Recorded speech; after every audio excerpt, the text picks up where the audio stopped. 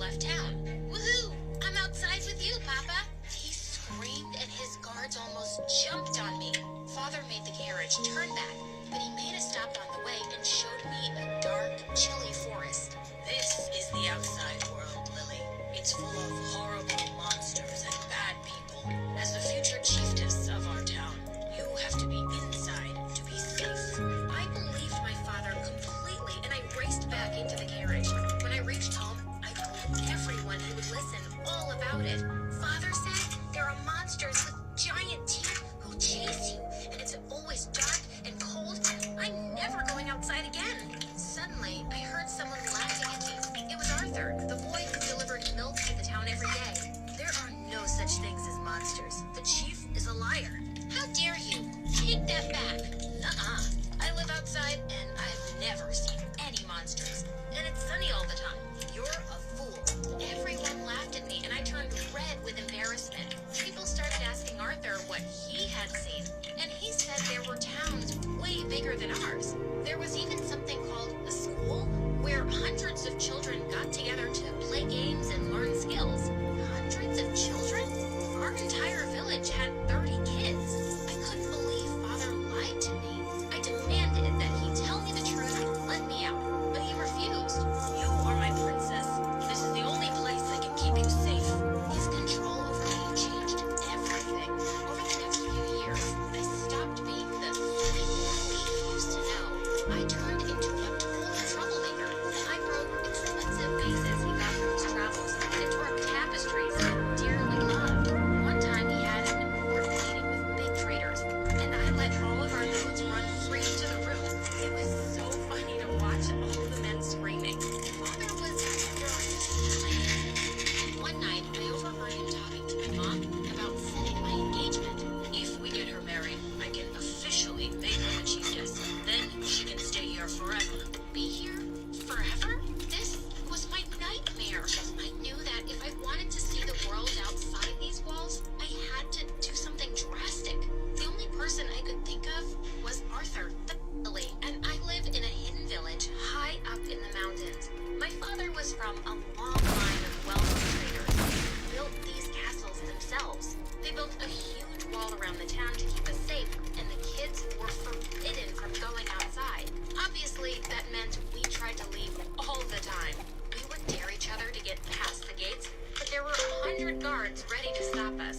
The others laughed it off, but I was mad. My father went out for trades all the time. Why couldn't I?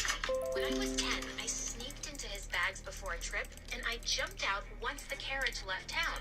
Woohoo! I'm outside with you, Papa! He screamed, and his guards almost jumped on me. Father made the carriage turn back, but he made a stop on the way and showed me a dark, chilly forest. This is the outside.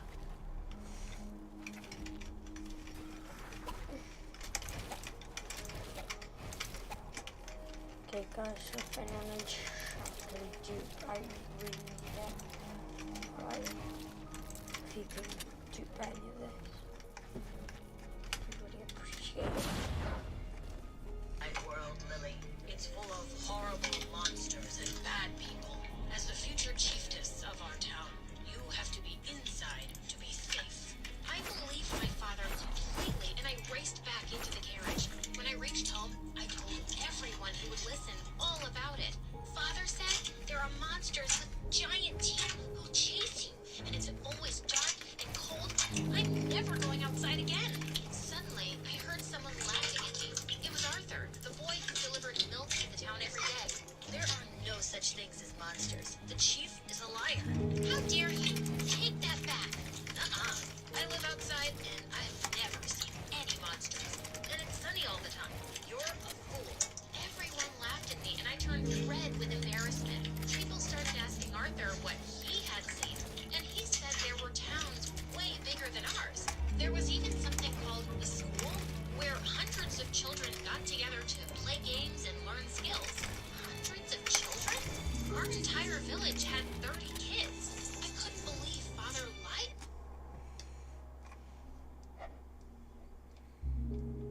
Okay guys. So I have no views. No nothing. I'm just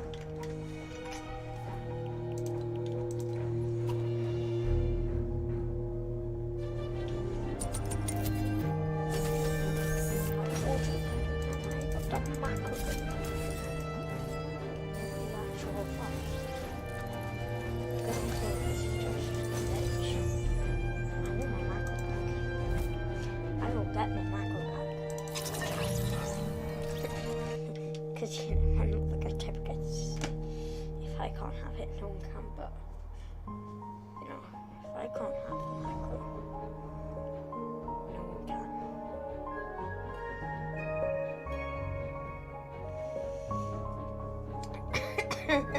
You guys are a psychopath as well.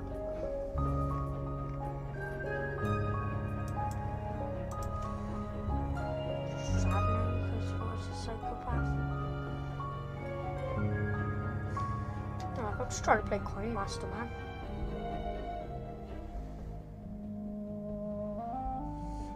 Really funny, Timmy. Yes, Timmy. Really, really funny you are, aren't you?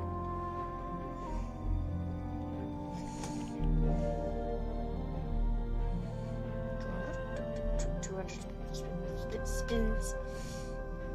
Okay, keep it up. Okay.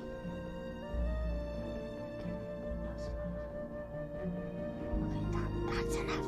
That's enough slices. Mommy says honesty's the best parts. But Mommy's wrong. Honesty's the worst policy. I tell you why. Because if you're honest, you can't be Cristiano Ronaldo suing. If you can't be Cristiano Ronaldo suing, then you can't live.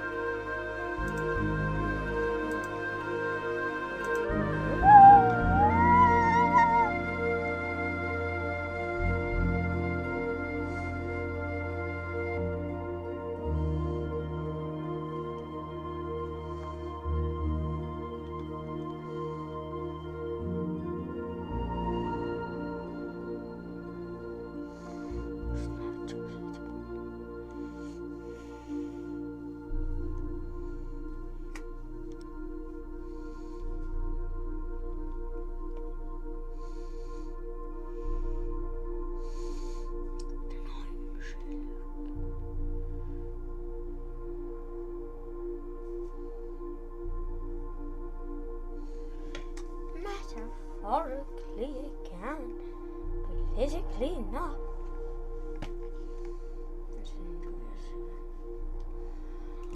Okay, that's not it. Okay. Good.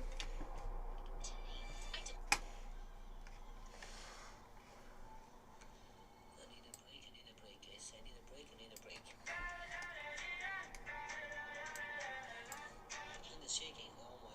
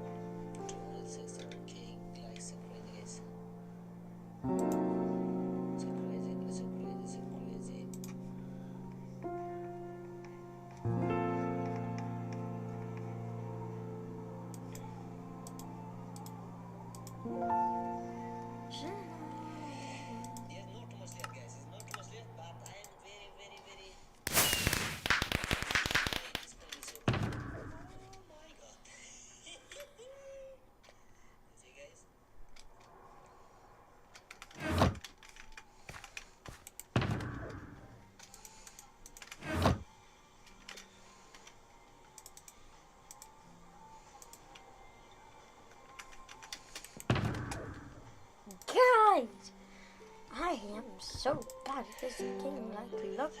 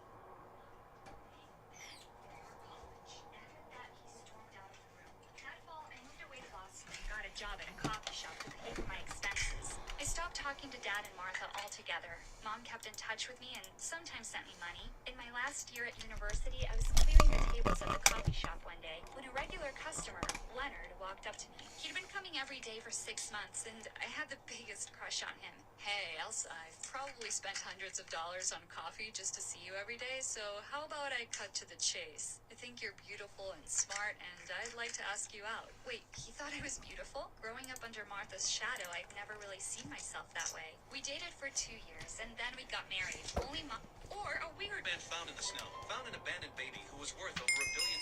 He knew by his clothes that he was the son of a rich family, so he took him back to his wife to look after him, waiting for the rich parents to come and find him and ask for a fee. But it took 10 years. Under his foster mother's care, Remy spent his days playing in the fields. He enjoyed his childhood, but it didn't last long. Soon his first disaster came. His adoptive father breaks his leg at work. He needed $400 for a lawsuit. His mother, with all of her savings, was still unable to pay. He sells the family's cows to a neighbor, but for Remy, the cow was the only friend he had in his childhood. So every night he would sneak out to see her and hum a song on top of her. And this day an old man, a stranger, appears. He listened for a long time. By the time Remy reacted, he was so frightened that he ran away to his home. The money-grubbing adoptive father had also returned. He blames Remy for his failure. So he wants to send him to an orphanage. He has a big fight with his adoptive mother. The young Remy is left to his fate. The next day, his foster mother told him his story. She gave him his baby clothes. She said she would go to the government and help him. So he followed his man found in the snow, found an abandoned baby who was worth over $1 billion. He knew by his clothes that he was the son of a rich family, so he took him back to his wife to look after him, waiting for the rich parents to come and find him and ask for a fee. But it took 10 years. Under his foster mother's care, Remy spent his days playing in the fields. He enjoyed his childhood, but it didn't last long. Soon his first disaster came. His adoptive father breaks his leg at work. He needed $400 for a lawsuit. His mother, with all of her savings, was still unable to pay. He sells the family's cows to a neighbor, but for Remy, the cow was the only friend he had in his childhood. So every night he would sneak out to see her and hum a song on top of her. And this day an old man, a stranger, appears. He listened for a long time. By the time Remy reacted, he was so frightened that he ran away to his home. The money-grubbing adoptive father had also returned. He blames Remy for his failure. So he wants to send him to an orphanage. He has a big fight with his adoptive mother. The young Remy is left to his fate. The next day, his foster mother told him his story. She gave him his baby clothes. She said she would go to the government and help him. So he followed his foster man found in the snow, found an abandoned baby who was worth over $1 billion. He knew by his clothes that he was the son of a rich family, so he took him back to his wife to look after him, waiting for the rich parents to come and find him and ask for a fee. But it took 10 years. Under his foster mother's care, Remy spent his days playing in the fields. He enjoyed his childhood, but it didn't last long. Soon his first disaster came. His adoptive father breaks his leg at work. He needed $400 for a lawsuit. His mother, with all of her savings, was still unable to pay. He sells the family's cows to a neighbor, but for Remy, the cow was the only friend he had in his childhood. So every night he would sneak out to see her and hum a song on top of her. And this day an old man, a stranger, appears. He listened for a long time. By the time Remy reacted, he was so frightened that he ran away to his home. The money-grubbing adoptive father had also returned. He blames Remy for his failure. So he wants to send him to an orphanage. He has a big fight with his adoptive mother. The young Remy is left to his fate. The next day, his foster mother told him his story. She gave him his baby clothes. She said she would go to the government and help him. So he followed his foster man found in the snow, found an abandoned baby who was worth over $1 billion. He knew by his clothes that he was the son of a rich family, so he took him back to his wife to look after him, waiting for the rich parents to come and find him and ask for a fee. But it took 10 years. Under his foster mother's care, Remy spent his days playing in the fields. He enjoyed his childhood, but it didn't last long. Soon his first disaster came. His adoptive father breaks his leg at work. He needed $400 for a lawsuit. His mother, with all of her savings, was still unable to pay. He sells the family's cows to a neighbor, but for Remy, the cow was the only friend he had in his childhood. So every night he would sneak out to see her and hum a song on top of her. And this day an old man, a stranger, appears. He listened for a long time. By the time Remy reacted, he was so frightened that he ran away to his home. The money-grubbing adoptive father had also returned. He blames Remy for his failure. So he wants to send him to an orphanage. He has a big fight with his adoptive mother. The young Remy is left to his fate. The next day, his foster mother told him his story. She gave him his baby clothes. She said she would go to the government and help him. So he followed his foster man found in the snow, found an abandoned baby who was worth over $1 billion. He knew by his clothes that he was the son of a rich family, so he took him back to his wife to look after him, waiting for the rich parents parents to come and find him and ask for a fee, but it took 10 years under his foster mother's care. Remy spent his days playing in the fields. He enjoyed his childhood, but it didn't last long. Soon his first disaster came. His adoptive father breaks his leg at work. He needed $400 for a lawsuit. His mother, with all of her savings, was still unable to pay. He sells the family's cows to a neighbor, but for Remy, the cow was the only friend he had in his childhood. So every night he would sneak out to see her and hum a song on top of her. And this day an old man, a stranger, appears. He listened for a long time. By the time Remy reacted, he was so frightened that he ran away to his home. The money-grubbing adoptive father had also returned. He blames Remy for his failure. Je commence à comprendre ton problème. Are you ready, man?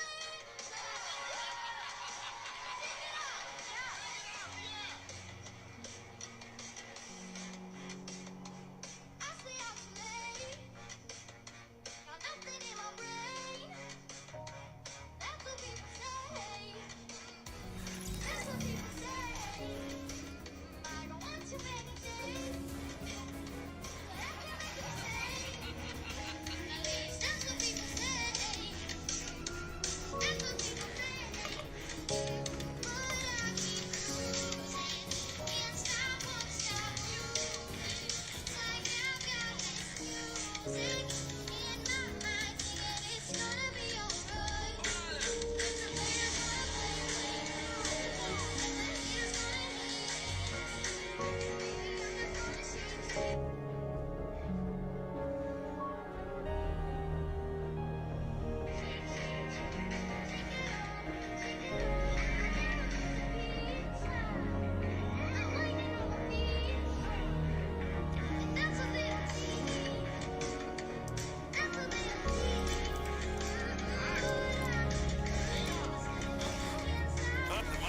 I've got nothing to hide.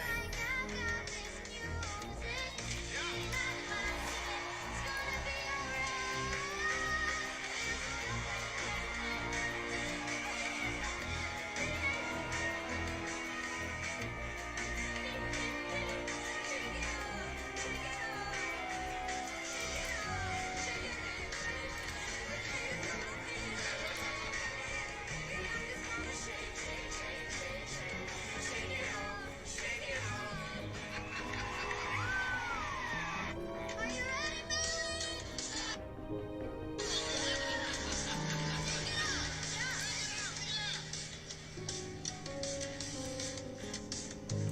I stay out too late. Got nothing in my brain. That's what people say. That's what people say.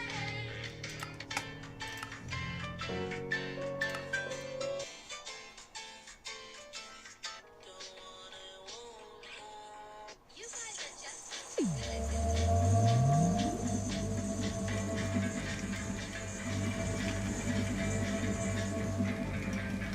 You guys are just too good at this.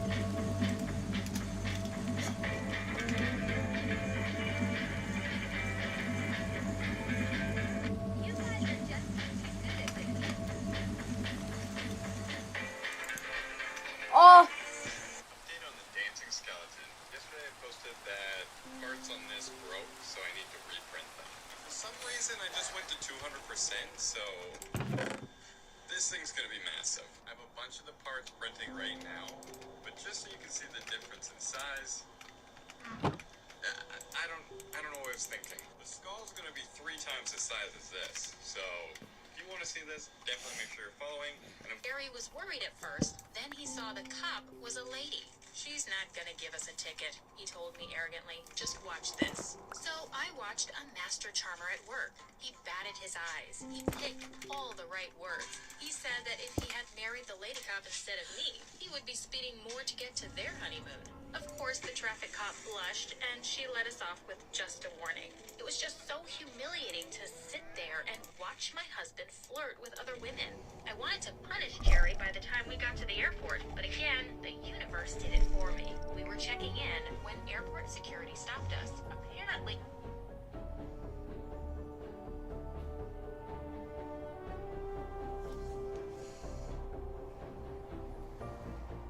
there was another man with the same name who was a criminal and was trying to flee the state. Jerry went through a completely humiliating body search and a long interrogation in the detention center. A part of me hated it that I had to vouch for his identity.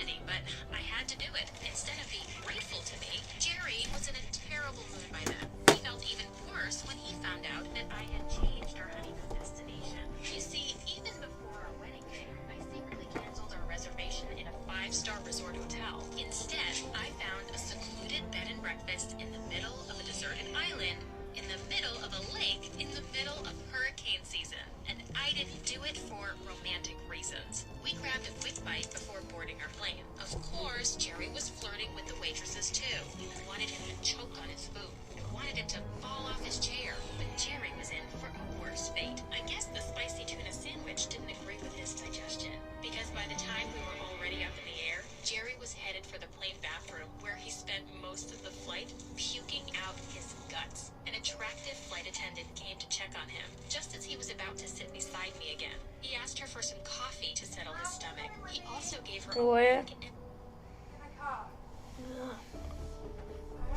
Yeah. watched her walk down the aisle. Might want to take out the McDonald's then. Might want to take out the McDonald's, you'd kill you. I'd kill you. To drink, we hit turbulence. I actually kind of gloated when he How are we supposed to go? We don't have a car. Dad is. that scalding hot coffee on his lap. By now, I wanted to Harry was worried at first, then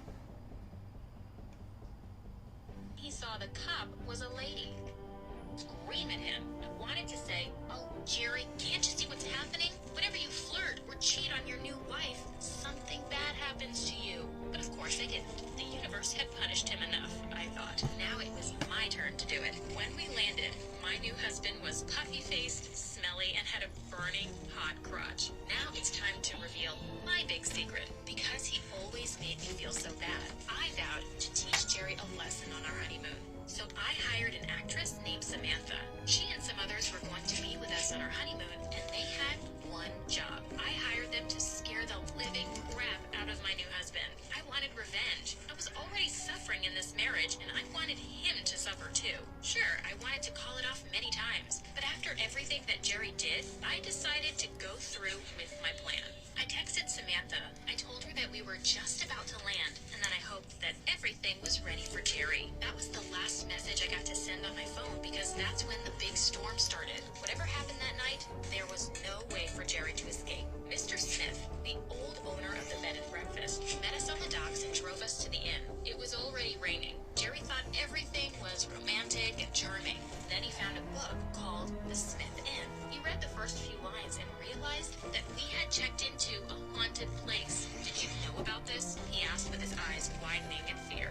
I pretended to be shocked and scared. This building wasn't built as an inn. It used to be an orphanage, Jerry said with a squeal that wasn't macho at all. They closed it down because they were using the children for experiments a few decades ago, and then they turned it into an inn that's rated to be the most haunted place in the world. I wanted to laugh in Jerry's face, but I had to keep my cool. I reminded myself to give Samantha a big bonus for planting that book. It was absolute genius. I tried to reassure Jerry that everything was going to be just wonderful on our honeymoon. Then Mr. Smith called us for dinner. He served us their house specialty. It was black.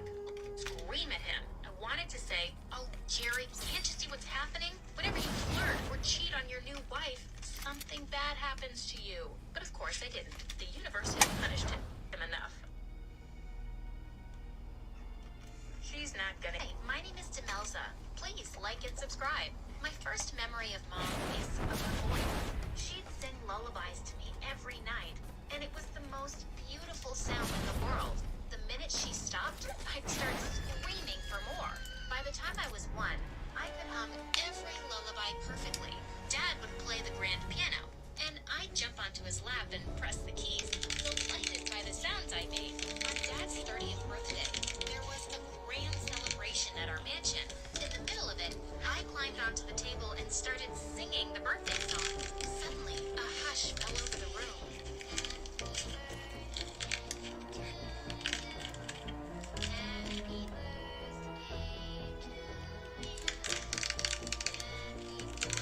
I'd put on a show for our guests, and I'd make them pay me too. My life was perfect until one day when everything changed. When I was in the 3rd grade, Dad had just returned from a business trip, and I stopped short when I saw a scrawny little girl get out of the car too. She was trying to hide behind Dad. Have a guitar, but don't know how to play it? No! Never mind.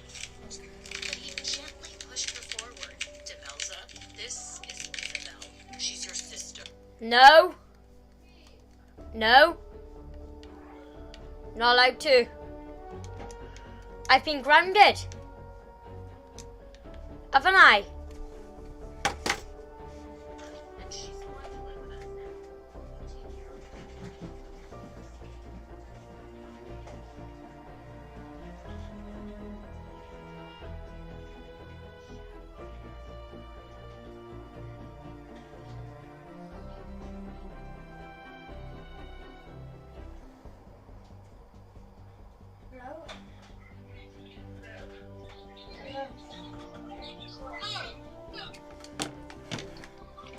How are you?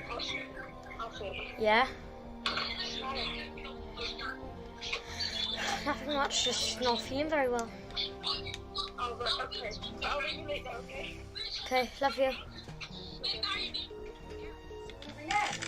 Ella just called me, saying what's up.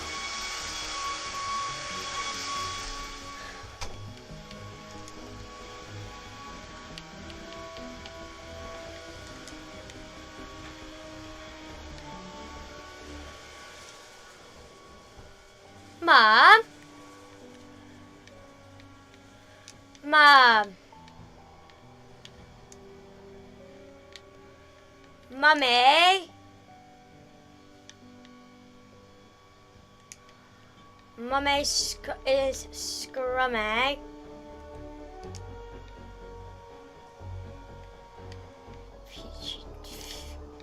Dead.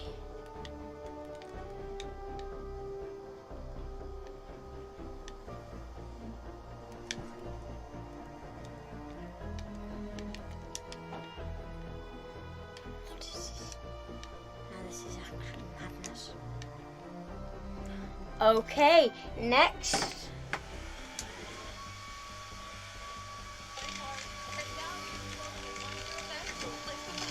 She can't stay here. I won't raise a child that isn't mine. She has nowhere to go. Her mother's gone. I know you hate me right now, but please don't take it out on her. I don't know. She said, what's wrong? And I said, nothing's not feeling the best. She said, alright, call you later.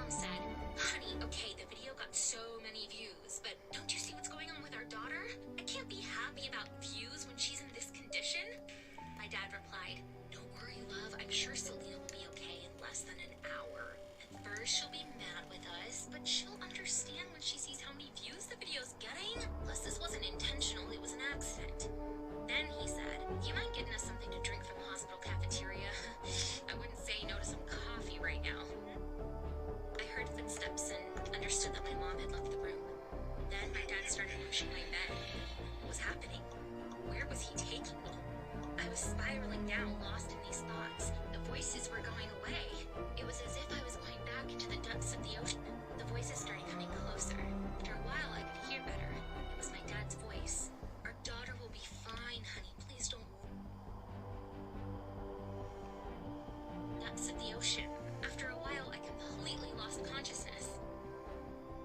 I came to, my mom was crying, my dad was laughing. My dad said, "How could you even believe that? I didn't think I could fool you so easily." My mom said, giggling, "Well, when I came back, Selena wasn't here and I was so scared. When you said Selena isn't doing so well, she went into surgery, I almost fainted." My dad sounded so proud. As soon as you left, I took Selena's bed into the empty room next door. I pushed the empty bed from that room to here. The only thing left to do was for me to look panicked. My mom took a deep breath. "I keep forgetting what a good actor you are. You got me again." "Did you get my full reaction? I'm sure this prank will also get a million views," she continued. This time, I was able to open my eyes. I looked up at the ocean. After a while, I completely lost consciousness. When I came to, my mom was crying, my dad was laughing. My dad said, "How could you even believe that? I didn't think I could fool you so easy." The voices started coming closer. "Views," she continued. This time, I was able to open my eyes. I looked at my parents in disbelief. When my mom said, "Honey, are you okay? Oh, thank God you scared us." I couldn't stop myself. "Mom, Dad, you should both be ashamed of yourselves. I heard everything. Dad, you were the one who put me in this condition. How can you keep doing pranks?" I yelled. I got even angrier when I saw the uncaring look in my dad's eyes. "Dad, have you lost your mind? You tell me that you love me all the time and I was in a coma because of you. And as if that weren't enough, you pulled another prank on my mom using me? Can't you see how awful this all is?" I said. "Selena, don't be dramatic. Have you lost your humor as a result of this accident? It was just a prank. You know me better than that," he replied angrily. My mom was on his side. "Honey, I think your dad is right. You know he's not only doing this for fun, it's also our job. This is how we're able to pay for this hospital bill. You should thank him." "I can't believe you!" I screamed. "Do you hear what you're saying? Leave, both of you. I'm disowning you." My dad laughed. "You're disowning us? Shoot, I wish I was filming this. I'm sure this would get the same number of views as our prank videos." He was still making fun of me. I guess I'm not making myself clear. "You're not my parents anymore. I've disowned you," I said, pointing to the door. "Will you please leave? I don't want to see you anymore." "Views," she continued. This time, I was able to open up to the ocean. After a while, I completely lost consciousness. When I came to, "Better than that," he replied angrily. My mom. Welcome to the Here's My Story channel. I'm Madison. One morning, I woke up to my mom. I was born, and my father, the chief of our fishing village, looked at me for the first time. He was furious. He went purple in the face and said, "I come from a long line of first sons, and this girl ruined it. You should have given me a boy." Mom tells me that as he said this, I grabbed a lock of his hair and pulled it. Immediately, he pushed me into my mama's arms and left the room, saying, "You've brought shame to me." I am Maria, and I live in a small village in the eastern part of Brazil. I was the eldest child in my family, and I had a younger brother, Carlos, whom my dad worshipped. He was so proud of him, only because he was a boy. But the important thing is that my father was the chief of the village, which means I'm a princess, and I freaking hated it. My parents never wanted me to go to school. I was always walking around in dangling pieces of gold jewelry and such heavy clothes. Mom was always ordering servants to do my hair. Can we cook eggs on an Ender 3 Pro bed? Let's find out. I'm calling camera trickery there, because I don't think it's possible. We'll find out though.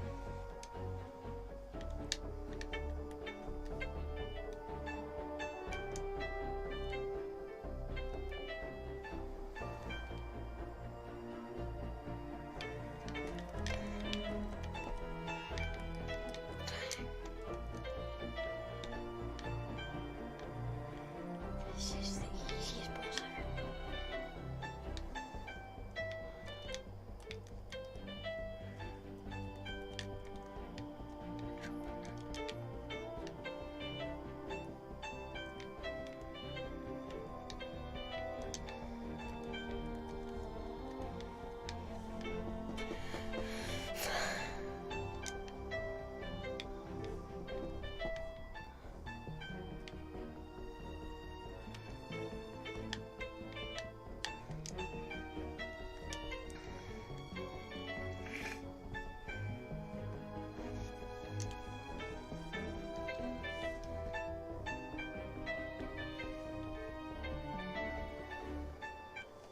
So why does my grandfather want to see me, despite their agreement? I asked. You will find out very soon, he replied. The second attorney turned on the computer. An old man and bought a bunch of things, but only spent $1. See how she really did it? She collects coupons day and night, and then sold the coupons she got for free, sold them for half price, in a matter of days, in just a few days. Her account was credited with $300,000, but it didn't last long. Her account was suddenly frozen. Anna found her friend who was a hacker. She could fix the account, a freezing problem, but only if she would take away 10% of the profits. Anna agreed without even thinking about it. With the help of her hairdresser, they got a new identity and rented a new office. The coupon business got bigger and bigger. They made a lot of money in no time, but such a large sum of money, what should they do with it? Anna thought she was making dirty money, so she withdrew the money from different accounts and used the cash to buy a lot of luxury goods. But this way of spending money was too slow. Anna simply bought 10 Lamborghinis. She also bought a helicopter and a yacht. She thought her way of spending money was seamless. Just then, her boyfriend found her. She herself had legalized the money in her account, legitimized. Anna was just being redundant, and what she did only draws attention to herself and pushing herself into a dangerous spiral. So they had to give in to the pain. Before they have a chance to enjoy themselves, they have to sell the luxury they bought. Half-price sale. But what they don't know is, a large number of coupons were constantly flowing into the market and bought a bunch of things, but only spent $1. See how she really did it? She collected.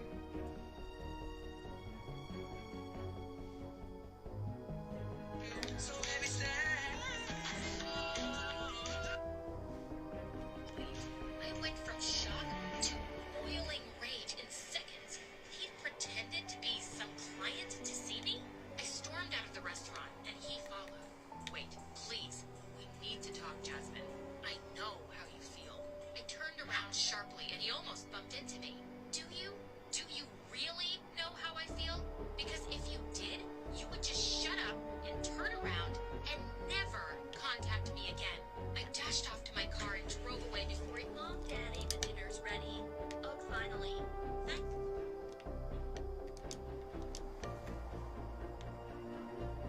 Hello? Hello. Hello. I'm out. Okay, Mom, to be honest. No, I'm pretty sure we're going now with Dad. Okay, good. I'm hungry. I know. Okay. Okay. See you next time. Okay, love you. Goodbye. Goodbye.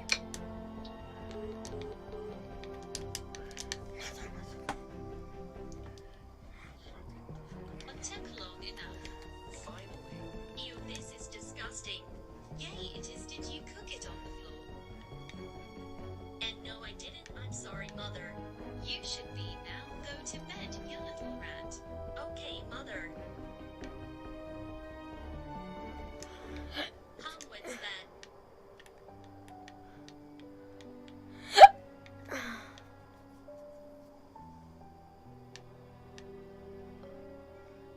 Oh my god, my video blew up. It has 100,000 likes and I got 238,000 followers. Oh my god. I'm famous. I should make breakfast now before my parents wake up. Part 2. Mom, Daddy, the dinner's ready. Ugh, finally. Thank God took long enough. Egg, Australian lobster, big snail imported from France. But this is not a restaurant but a prison, given to prisoners by the descending table. But the further down you go, the less food. The bottom is said to be like hell. Man wakes up from coma. It was found that the inmate uncle had evil written all over his face. He congratulated Dishwan for his good luck. The first time I woke up, I was on the 48th floor. Okawa is studying prison structures. The red light turns green. The uncle quickly dropped the pillow and knelt on the ground. As soon as the table full of food arrives, he grabbed it and started gobbling it, mouth full of oil. But if you look closely, the food is all leftovers. Apparently the people on the 47th floor above ate the leftovers. Dishwan suddenly lost his appetite. The uncle asked Dishwan to eat a little. If you miss this meal, you have to wait until tomorrow. He can only pick a peach that is still intact. I'm going to eat tonight when I'm hungry. The dining table begins to descend. The uncle picked up the red wine net and took half a bottle. Okawa thinks this is disgusting. Grandpa said it's okay. The food has been ruined 47 times by the upper class. The following people will still eat. Soon Okawa found that the temperature was rising here. It turns out that prison food can be eaten or not packaged. If you don't throw away the peaches, the two will become barbecue. scared Okawa to throw away the peaches. The temperature is back to normal. Came a loud bang. It's the dining table that quickly returns to the top floor. Prison allows one item per person. Tianxian takes this novel to pass the time. The uncle chose to bring a kitchen knife. The next few days, uncle still eats and drinks every day. Da Chuan finally couldn't get hungry and started to eat. He asked the uncle how many floors were there in the prison. The uncle said that he has only been to the 132nd floor. Still deep down, there's nothing left at the table. As for how he survived, the old man played with the kitchen knife and remained silent. This day, the falling dining table brings a woman. Cake. Australian lobster. I hope future me helps me win the lottery. Over spring break, mom's gonna get pregnant. Ew, I don't want another sibling. Hey, future me says things are looking up for you. Great, let me know if he says anything else. Mr. Longbottom is having an affair? That's disgusting. But why isn't my future self helping me get rich? It's just gossiping with me. Your dog is dead? But he was fine this morning when I left. 3 missed calls from mom. I have to call her after school. Your girlfriend left school early today. Really? She didn't tell me. Wonder why. Read all capital letters. It's a good thing I wrote all the messages down. I hope future me helps me win the lottery. I've been thinking of getting laser hair. Wait, why not? Wait, I heard of a girl with darker skin tone like us and it messed me up. I've been having laser hair removal and therapy and they use EPIC technology, which is suitable for all skin types and I have a darker skin tone like myself than IPL, so I've heard that laser hair removal is painful. Actually, EPIC therapy is virtually pain-free. Like, it's medical grade and and safe and effective for removing the hair. Because of that, okay, Mythbuster, I'll book a consultation. What did you say it was? Hi, can I book a free EPIC consultation, please? I've been thinking of getting laser hair. Wait, why not? Wait, I heard of a girl with darker skin tone like us and it messed up my laser hair. I've been having laser hair removal and therapy clinic and they use EPIC technology. And I meant to grab water, not cake. I always mix those two up. You do? Yeah. Let me take this back. Oh, no, it's okay. It actually looks really good. It's really delicious. Glad you like it. I'll go grab some water and wash that down.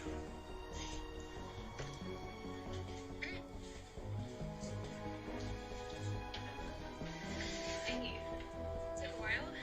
Yeah, well, you know a men's restroom always blowing mine. Really?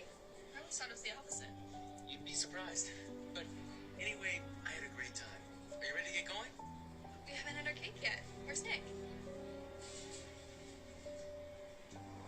Have you seen Dallas?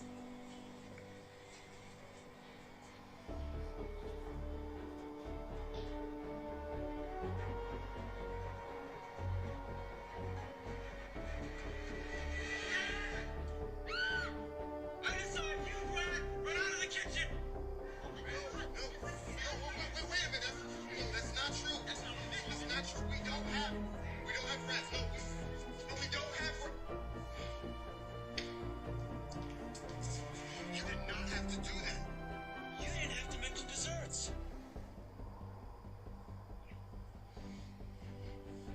I think I'll go through the kitchen.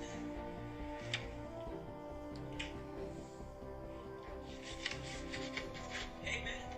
You didn't text me back all weekend. That's because you got me in trouble after that little stuff. And I meant to grab.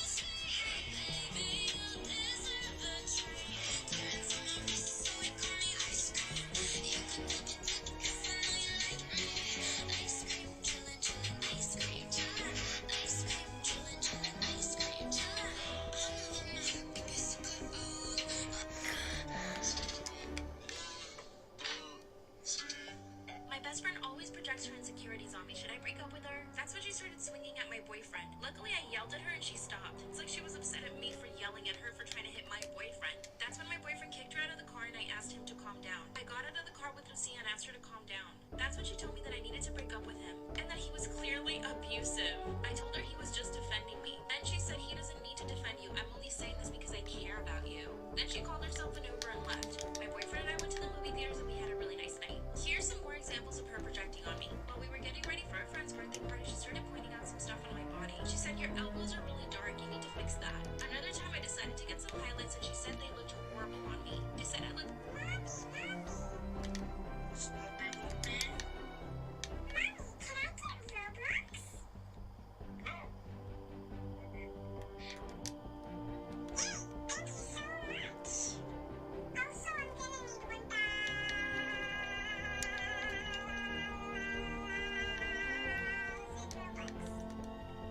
so much.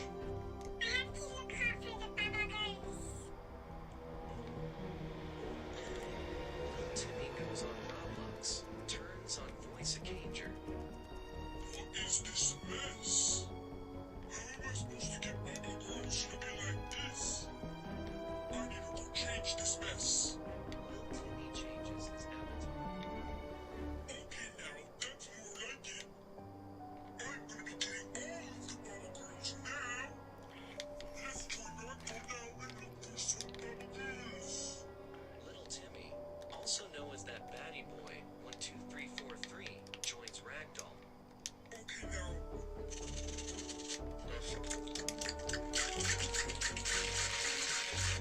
Stop shooting my fucking needle.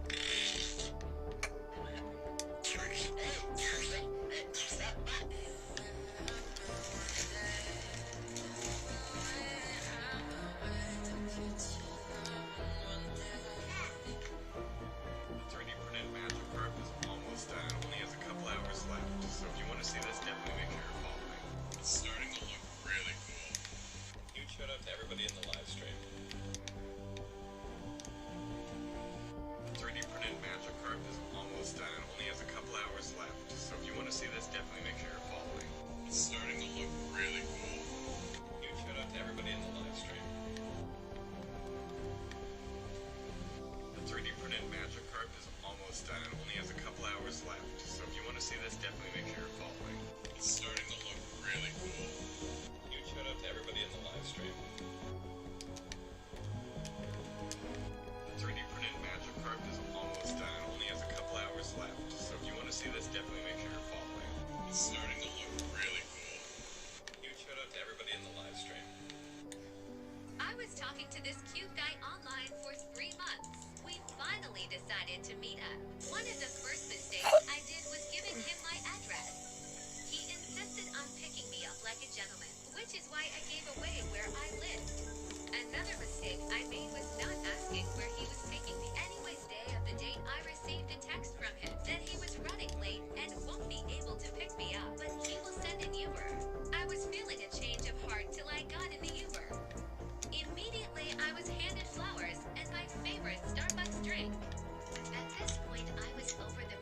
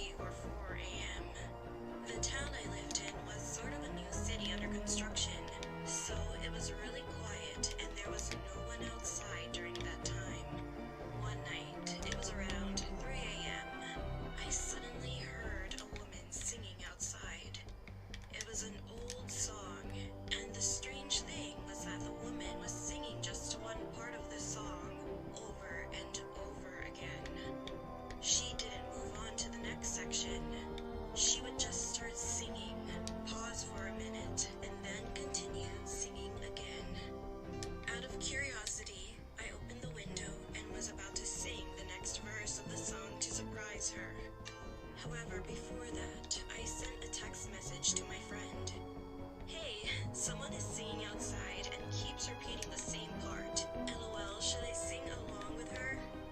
Not long after, my friend responded, and then I had to shut the window quietly because I was terrified. The text said, "Don't do that. That's a ghost. When ghosts find someone to harm, they first sing and then wait for the person to sing along." When I was in high school, I was crazy about a boy band and used to stay up late at night watching their videos. Because of this, I used to fall asleep at around 3 or 4 a.m. The town I lived in was sort of a new city under construction, so it was really quiet and there was no one outside during that time. One night, it was around 3 a.m. I suddenly heard a woman singing outside. It was an old song, and the strange thing was that the woman was singing just one part of the song over and over again. She didn't move on to. Can you find them?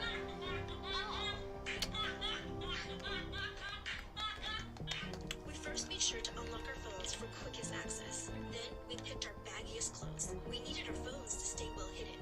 Next, we cut up some old shirts and made pockets on the inside of our baggy clothes, which I sewed on. This would give us the easiest access to our phones at any time. As we tried on our new spyware, we looked at each other and began laughing our own maniacal laugh. This could really work. I fell asleep in Jenny's dorm, and the next morning, we got right to it. We both woke up with so much energy and jumped straight into our outfits. I felt excited and nervous as I slid my phone into its secret pocket. Here we go, I thought. That day alone, we both got more footage than we expected. Little things, like my art teacher calling one of the girls art ugly, to bigger things, like one of the teachers losing her temper and kicking the desk of a student who had fallen asleep in class. And we saved each video to the cloud as soon as we could. By the end of the day, we were giddy with our success. And the next day, I felt completely.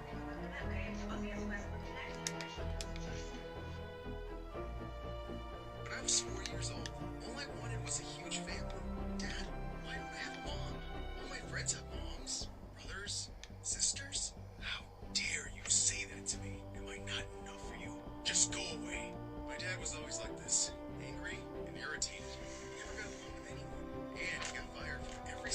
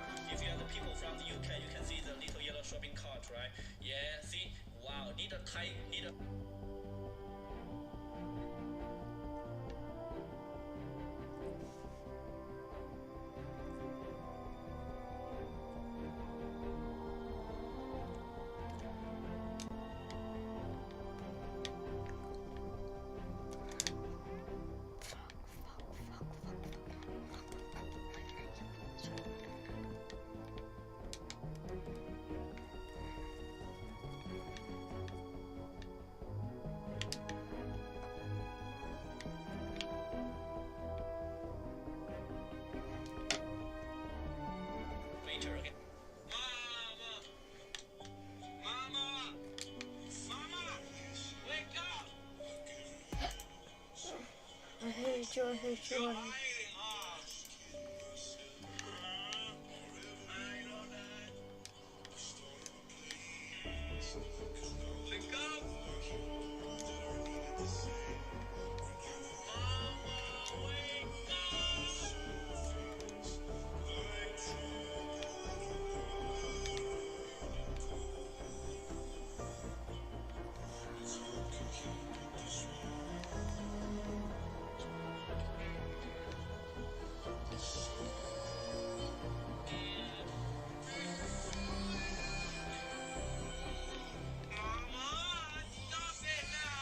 Out at Spanish learning sites. Half an hour later, I was speaking Spanish as if it were my mother tongue.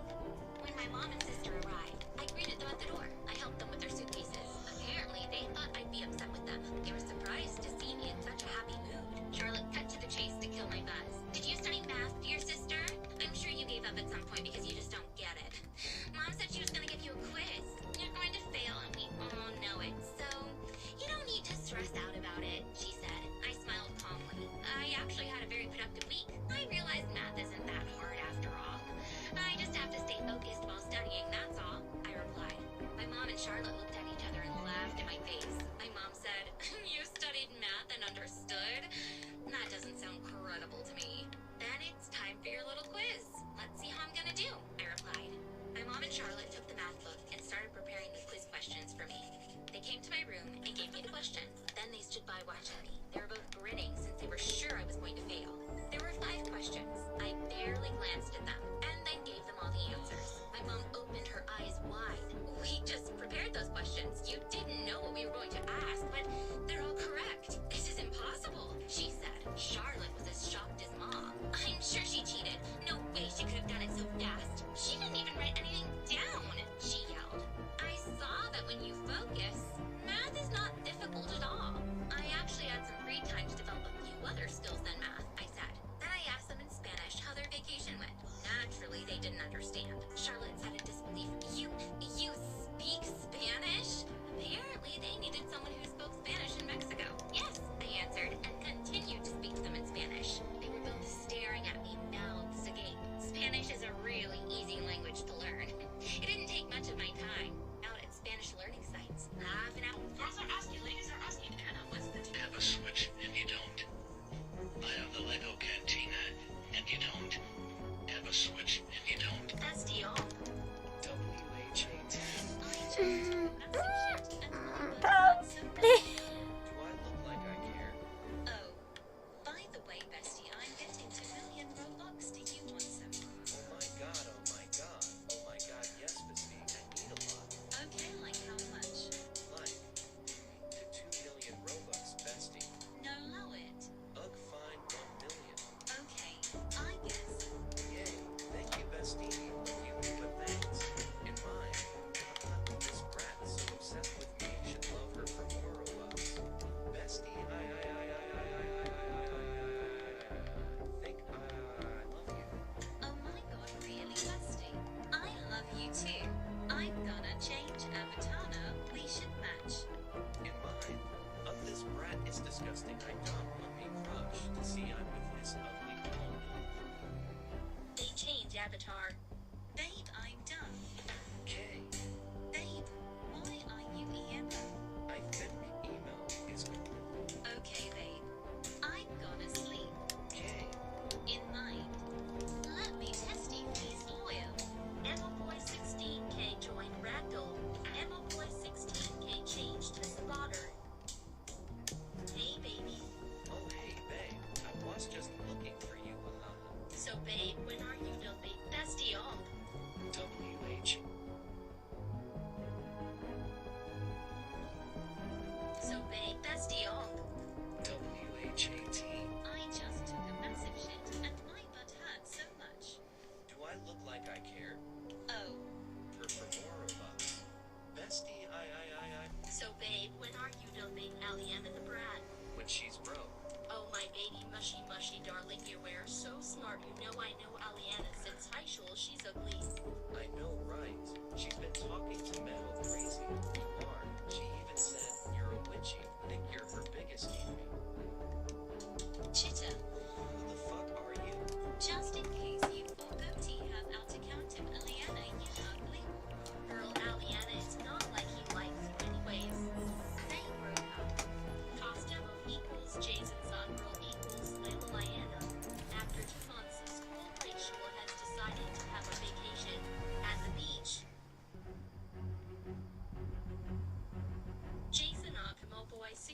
Hello? Yo. We should go buy some. Yeah, take what you want. Hurry up. Take what you want quick. Jesus, bro. There's stuff down there, by the way. Stuff down there. If you need it. Down there. Bro, you... Why? How? But wait, bro, do you tube? Huh? Do you tube? YouTube? Do you? Yeah. Can you help me with a giveaway? I'm actually streaming on one of my accounts right now. Well, I'm also streaming too. And look. What am I looking at? Whoa, holy bro. Here, is it chill if I just stay in the lobby and like just go AFK for the stream? If you don't believe me, do you have Discord? Yeah. What's your Discord name and I'll add you. And then send you the link to my stream just to show that I'm streaming. Well, can you take some of this? Huh?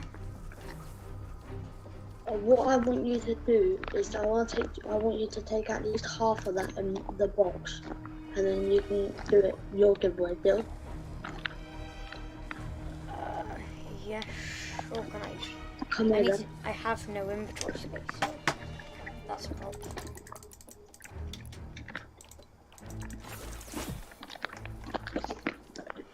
Wait, I bet you it's like a lot more in there than I just saw. I'm just gonna like...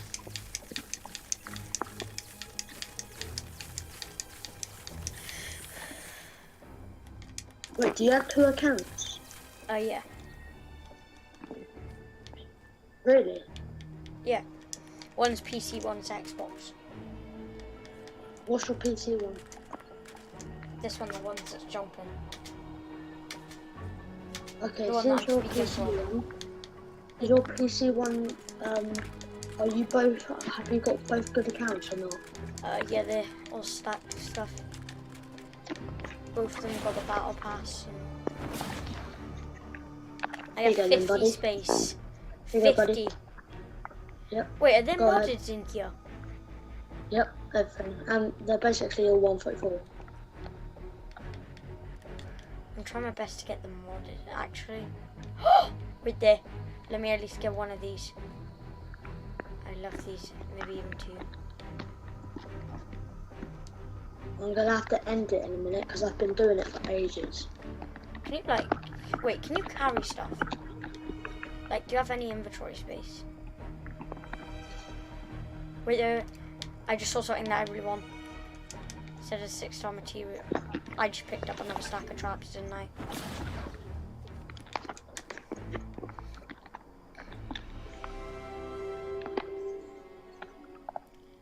There was a power level 26 thing in here.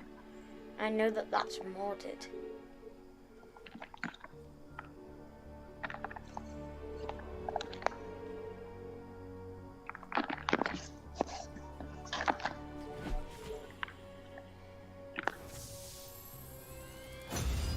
Bro, if you can, do you think you can like carry stuff to my PC's home base?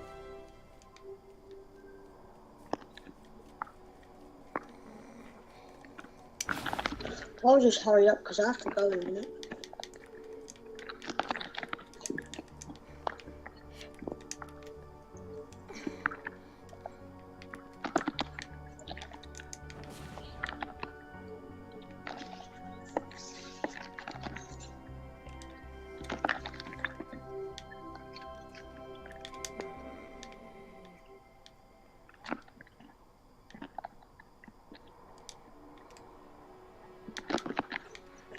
Yep.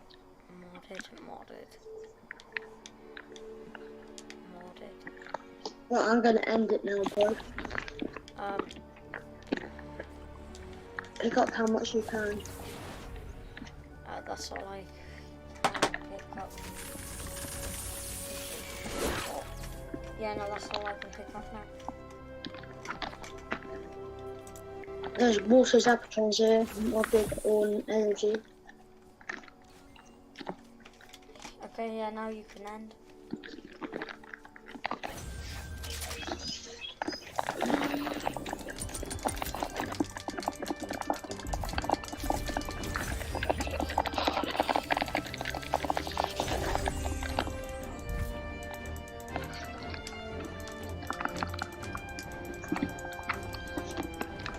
don't know if my Deep is online. I think I might Deep in a minute. If you have Discord, mind, you can do. I do have Discord. Yeah, you can do using a server. Dev. Yeah, I know, but I just don't want to, because it's bad. So let me just add you on my PC. Let's see you later. Alright, bye.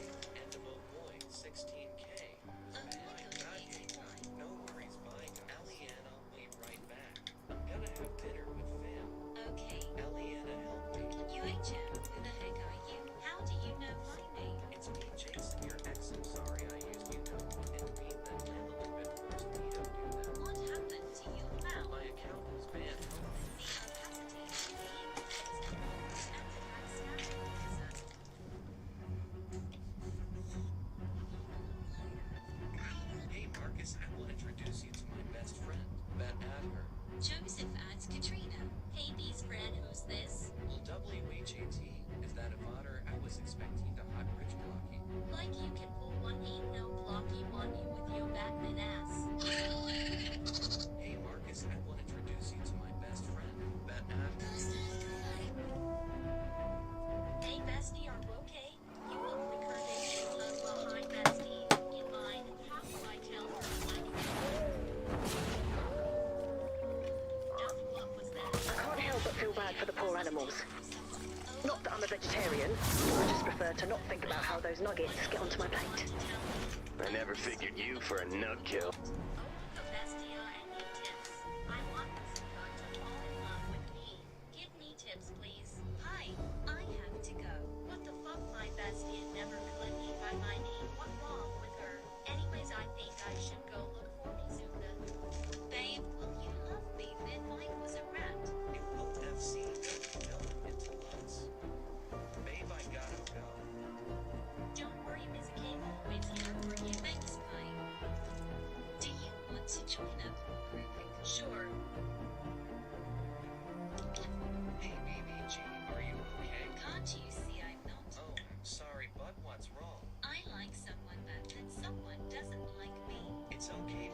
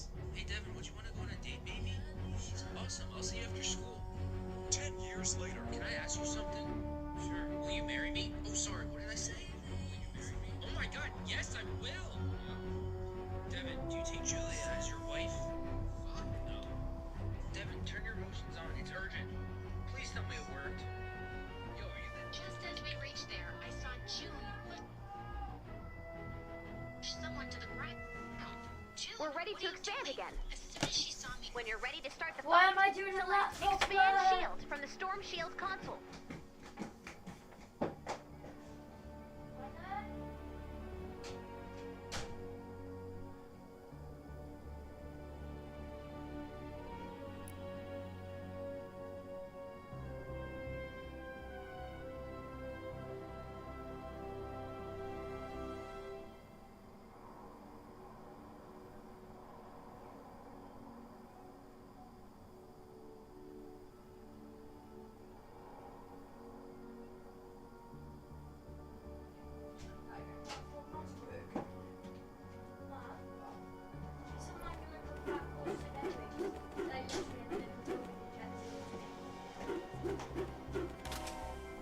If it does, then I'm happy.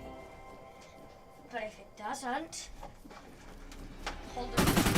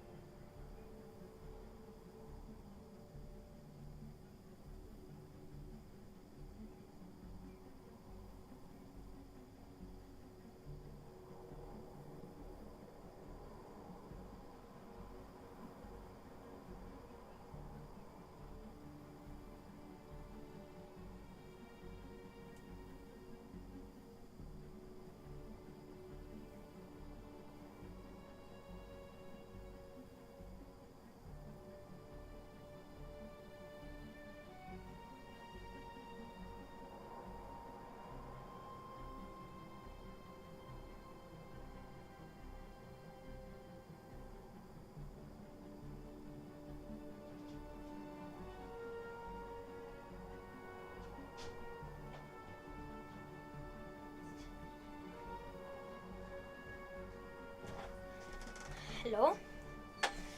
It is me, your ex.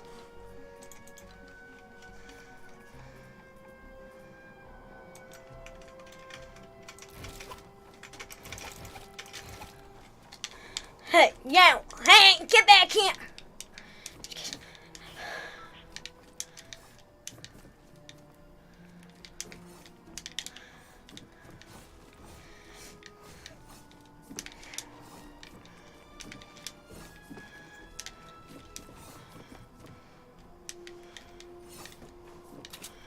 Oh guys, the next lot of the giveaway is being sold.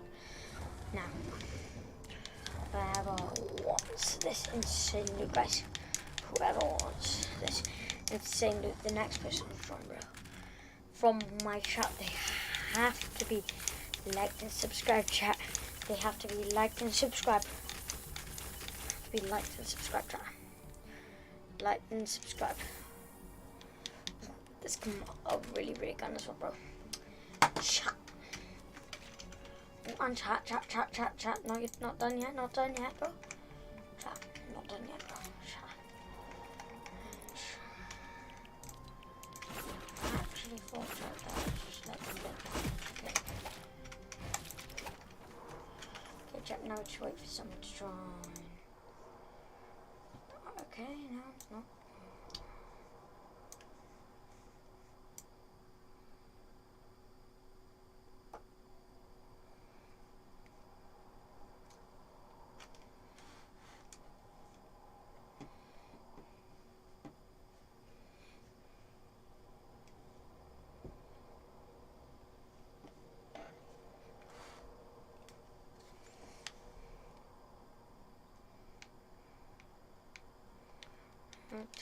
Taken away to the dark side.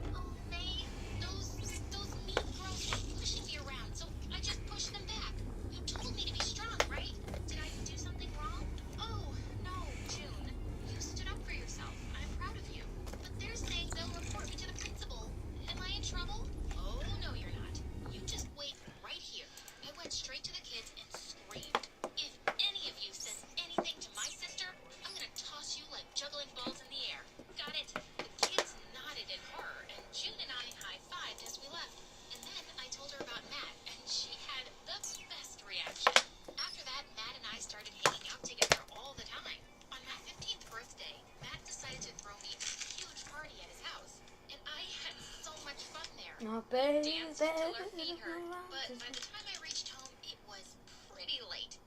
Just as we reached there, I saw June push someone to the ground. Giving away? June, what are you doing?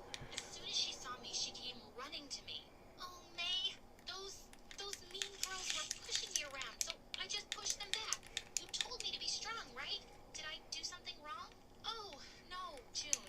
You stood up for yourself. I'm proud of you. But they're saying they'll report me to the principal. Am I in trouble? Oh, no, you're not. You just wait right here. I went straight to the kids and screamed. If any of you says anything to my sister, I'm gonna toss you like juggling balls in the air. Got it? The kids nodded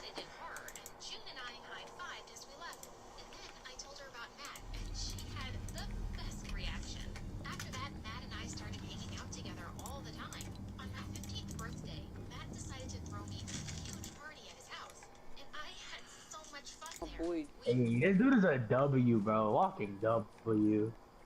And me too. Yes, sir. Yes, sir. You already know. What's the YouTube channel on you already know. And today, the good old days when Mono Rex. No, it's Mono Rex. Yeah. What's the YouTube channel on you already know. That sounded a hell of familiar. Where did you learn that? My childhood, bro. My childhood literally went down the drain, bro. Alright, bro. You wanna go on the Dropbox? You wanna go on the Dropbox? This guy is just a substitute community service? What do you mean? And yes, oh, indeed, yo, that's good yes. So I got my text that this guy deserves a subway community. Yeah, I know, bro, but hold up. What are they doing? Why do they take communities off PS4, bro? It's so gay. I know, I would like spam, I'm live on YouTube right now. And be like 800 views. And yes, indeed, and yes, yeah, indeed, and yes. PS5, but like, that shit a lot. Yeah. Frosty, he's finna dupe for us. I'm about to go eat, alright? Yeah, why did I take it off? Do you think people were saying like, I'm gonna keep my mic on, you know? We're cooking with cheese clay, you already know. You know I'm the chef. Cooking with fast. I'm on camera right now because you already know about to cook that good old wings. After you do, can you leave, Gospel? Yeah, he's gonna leave. And I don't even have to ask. That's why he's a W. Yo, can we get a voice note? Frosty, have you seen that video? The guy who made very good, very nice.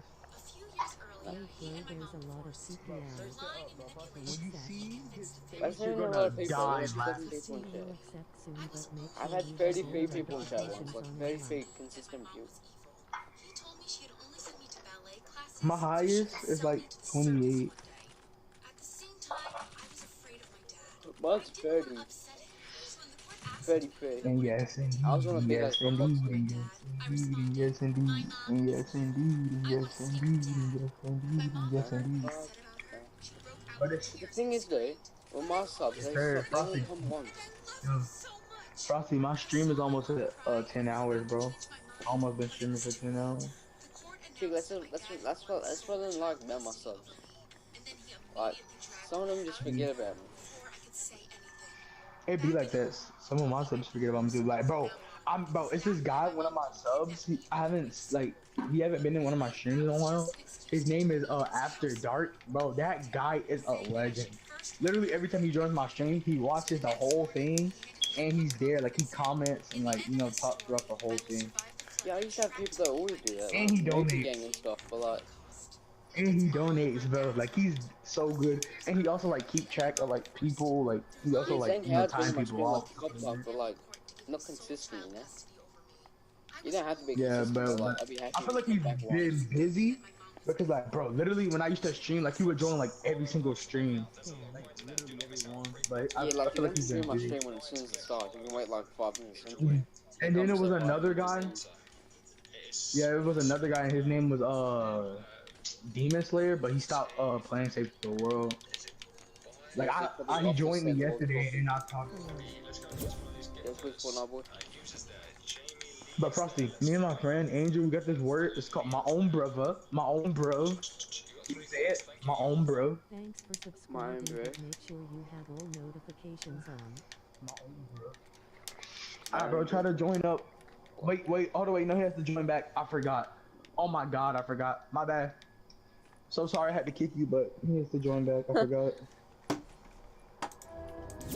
Bro, sometimes I be feeling bad kicking people when people are duping, cause like they take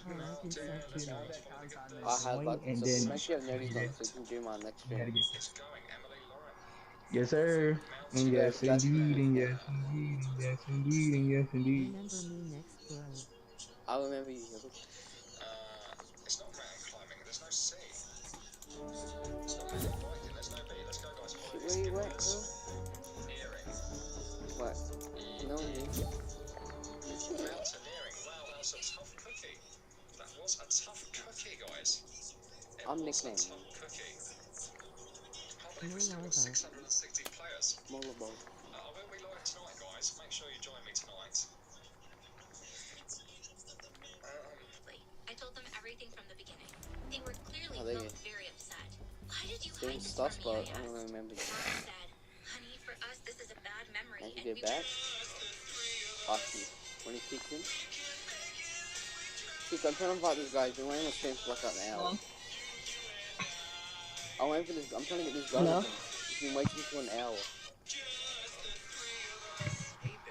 You good, Zang? Can I add my girl best friend? No, What's good? Control.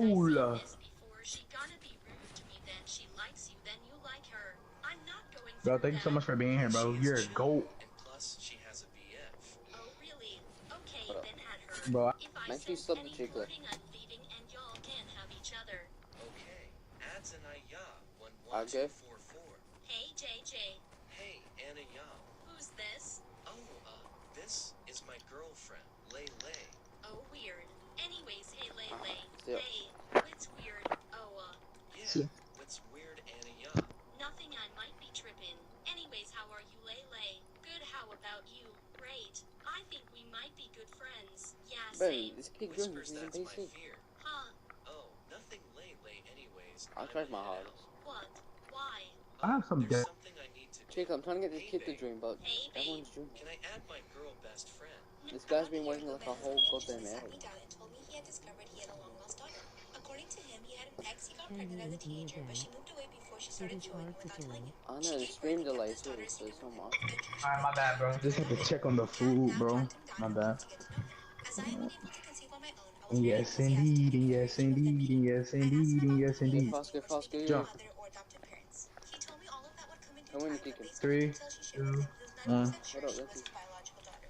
Their first few visits together were private, but eventually we had a big dinner at my house. My husband has seen Kat numerous times Let's before, go. both with and without me present. About a week ago, a young man I've never met before visited me on I don't wanna He go. was Kat's ex-boyfriend, and he wanted me to know that this was the woman my husband hadn't seen. Trying to get this He must guy have to dream. misunderstood Kat's relationship with my husband. Yo, hold on, wait. When I asked my husband about it, he started crying. Hold up. I'm gonna kick you. We're trying to get people that haven't been in to join. Messages when she was in character, which is how he segued into telling me that they're in a fake, incestuous daddy-daughter relationship.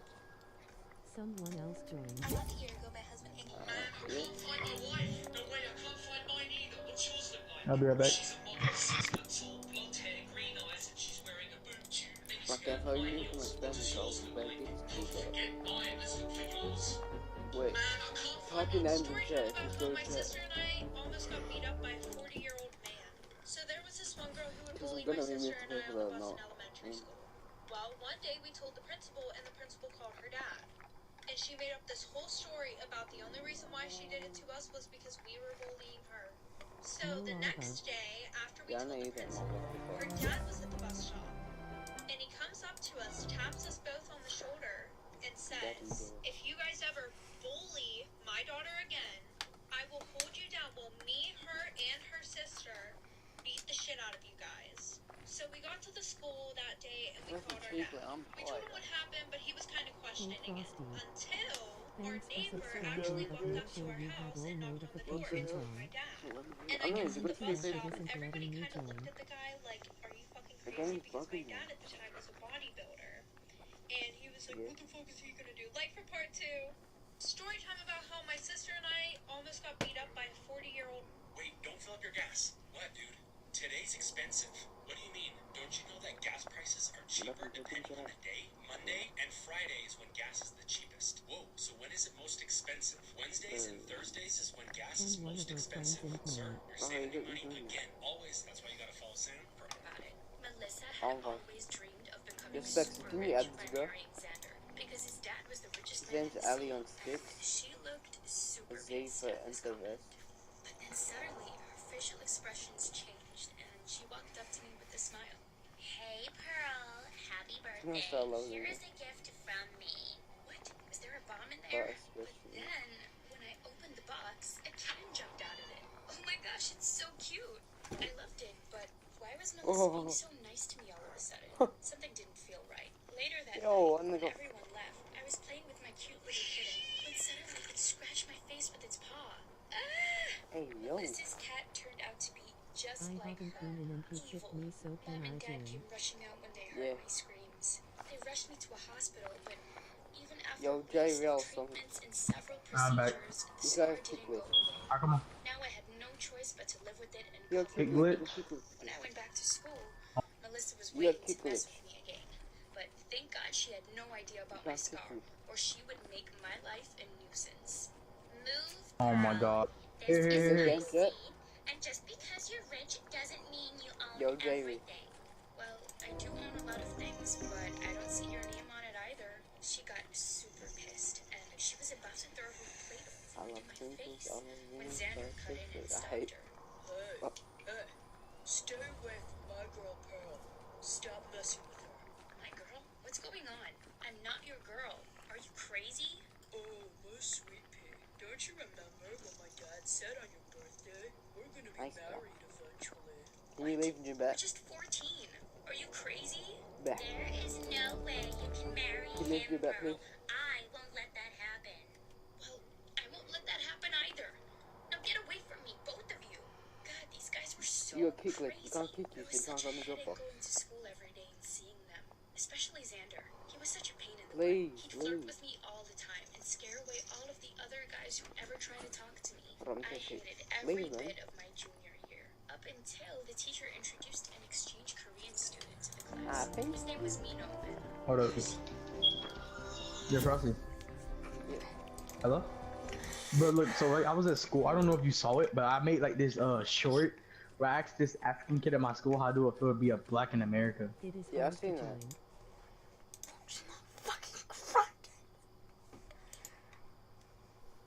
Just clap Josh, bro. I got one pump, like.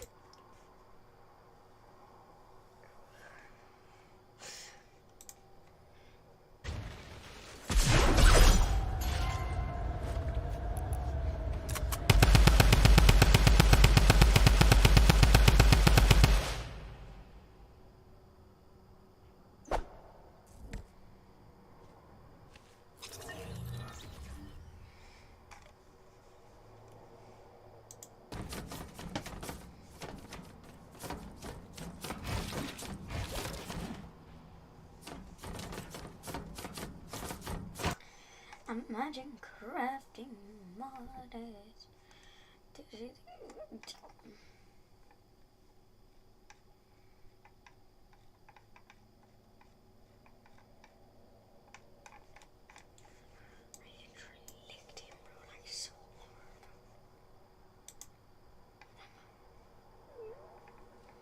Yo, Ewe. You got a mark?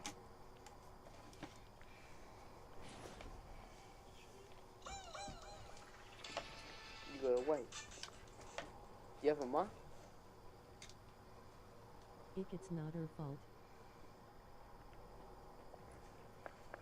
You got a mark?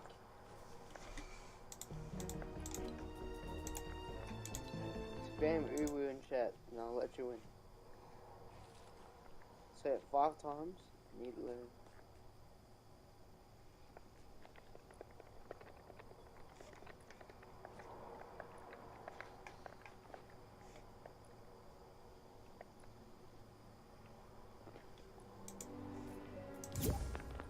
Type Uwu in chat.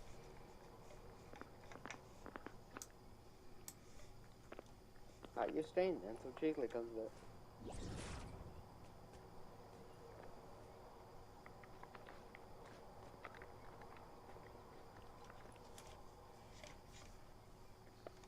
How about this?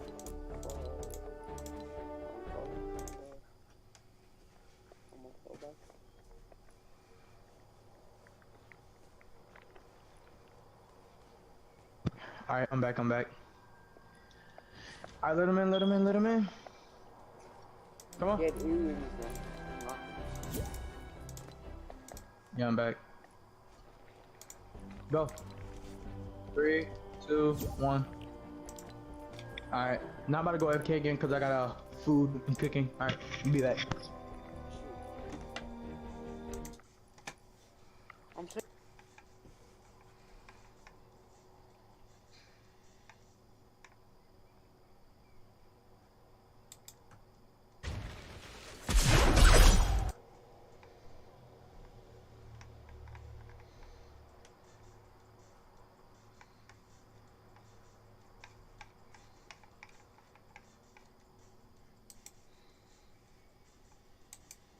Most of them are like 20, 30, 40 cents.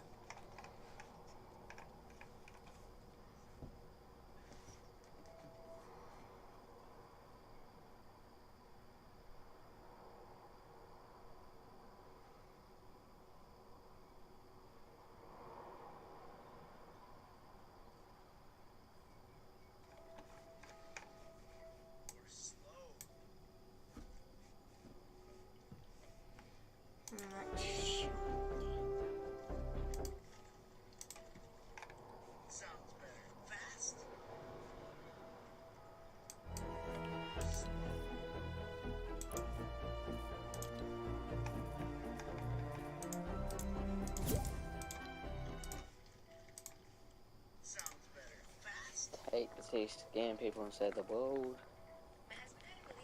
Hate them.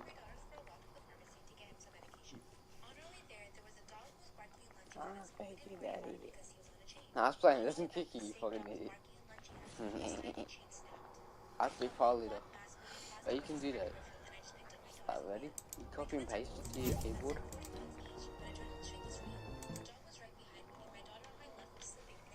See, like that.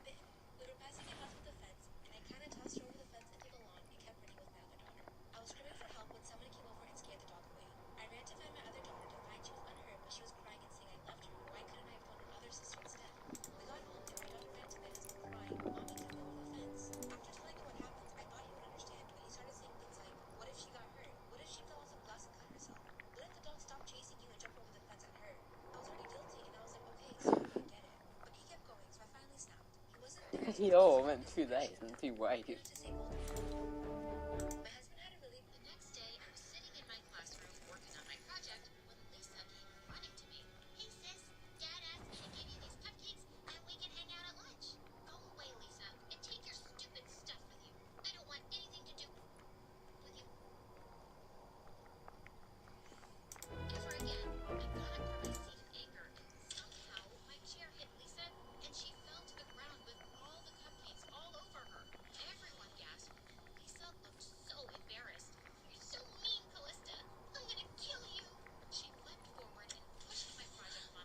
You're a scammer. Oh, thank you. Ooh, yeah. Ooh.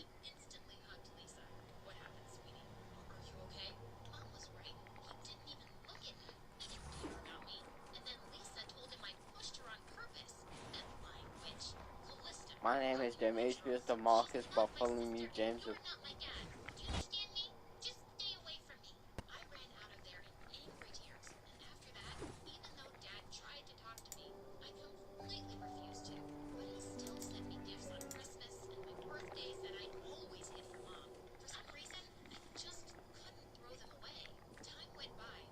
So that's my name, chat. That's my name.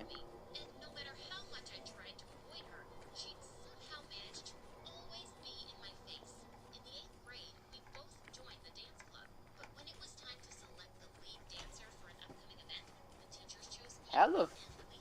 What? These kids are like a satirist or something like that. I don't fucking know what that.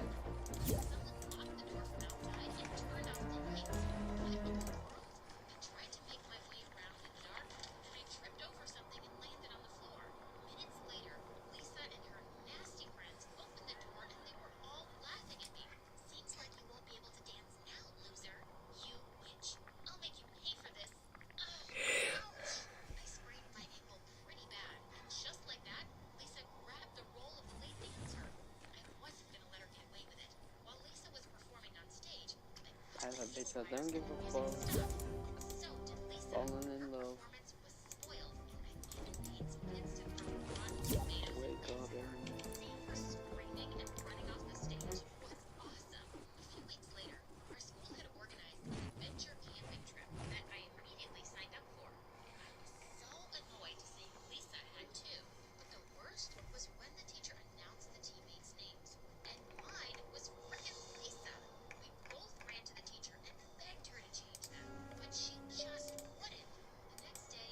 Research helps us understand each other.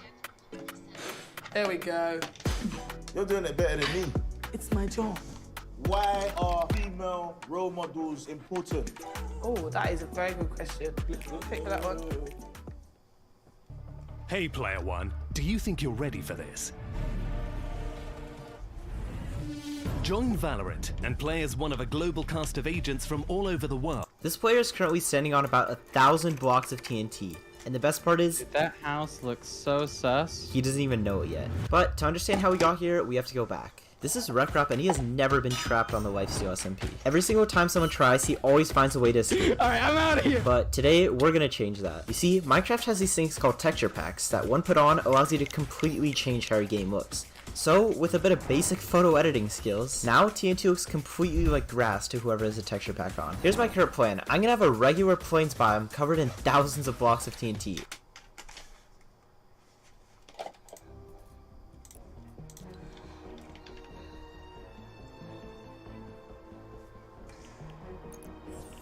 Hello? Yo. Welcome to the giveaway.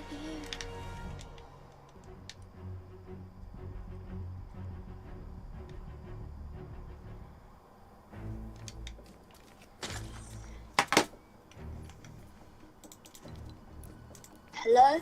Hello? Let me in. Can I go in? Oh yeah, sure. I can't edit. I'll just give you edits.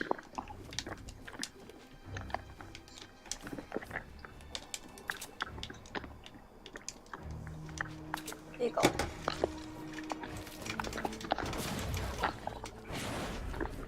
Okay, if you're dropping stuff, up here's where I drop the stuff. Because if I don't have the inventory space, I just drop anything I can. Why can I not shoot my... I need these, by the way. Come here, I need these. You need those. I need this. Why is my game lagging?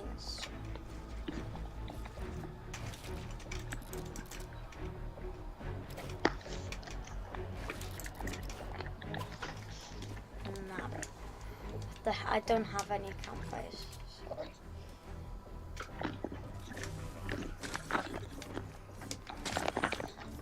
Okay. My game stops being goddamn laggy.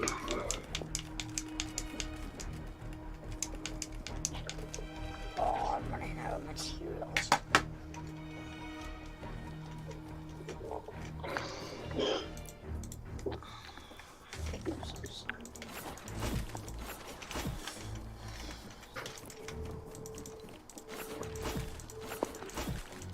Take some if you want. Does anyone have any metal? I need metal. I have 2k. I got a gun. And I'm gonna try to lure him in there with the texture pack on. But now, we need to actually gather all that TNT on the real server. For the sand, I just found a desert and just dug all the sand in there. However, for the gunpowder, I needed a creeper farm, and I knew just the guy. Yep, there it is. This thing produces so much. It might seem slow at first, but if you AFK here like 2 or 3 hours, it'll probably fill like all of the double chest. You'll be able to get so much TNT. And after hours and hours of AFKing and grinding, almost one inventory full. Alright, that's it. Boom, boom, boom, boom. And... oh shoot. Boom! Full double chest full of TNT. Now it's time to ask Rekrap to get on for a challenge course. Dude, I really hope he doesn't start like questioning me or... oh. Well, that was easy. But now we have another problem. The time we agreed on to record is literally tomorrow, meaning I have less than 24 hours to get this done. So let's get to placing.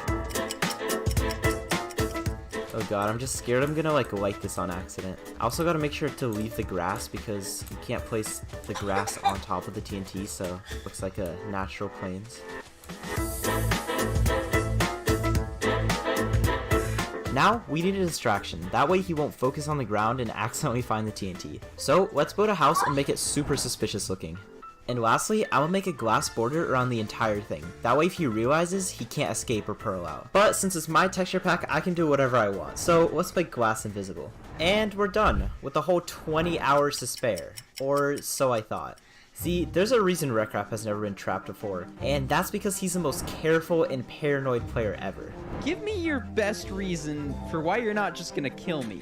I think it's a trap, so I'm staying at the door frame. Do you realize how sus this is? I am so sketched out. I am standing on chests because I think everything's trapped. How do you expect me to trust that? Yeah, this is gonna be a lot harder than I thought. So, I talked to some people who have attempted to trap him in the past to see if I can get some tips. Wreck, when he suspects something, he will take all the time in the world to make sure it's not a trap. So you know what Terrain's Jeopardy thing? Yeah. He looked through a 100-page contract. He sat down and read a 100-page contract for 45 minutes until he found the odd page out. Like, what is gonna stop him from looking through all of the items and blocks and then finding out? In the texture pack? Yeah. Oh no. Unless you pose an idea, like to kill someone, like for a trap, you're like, hey, help me out with this thing because we're gonna kill this person.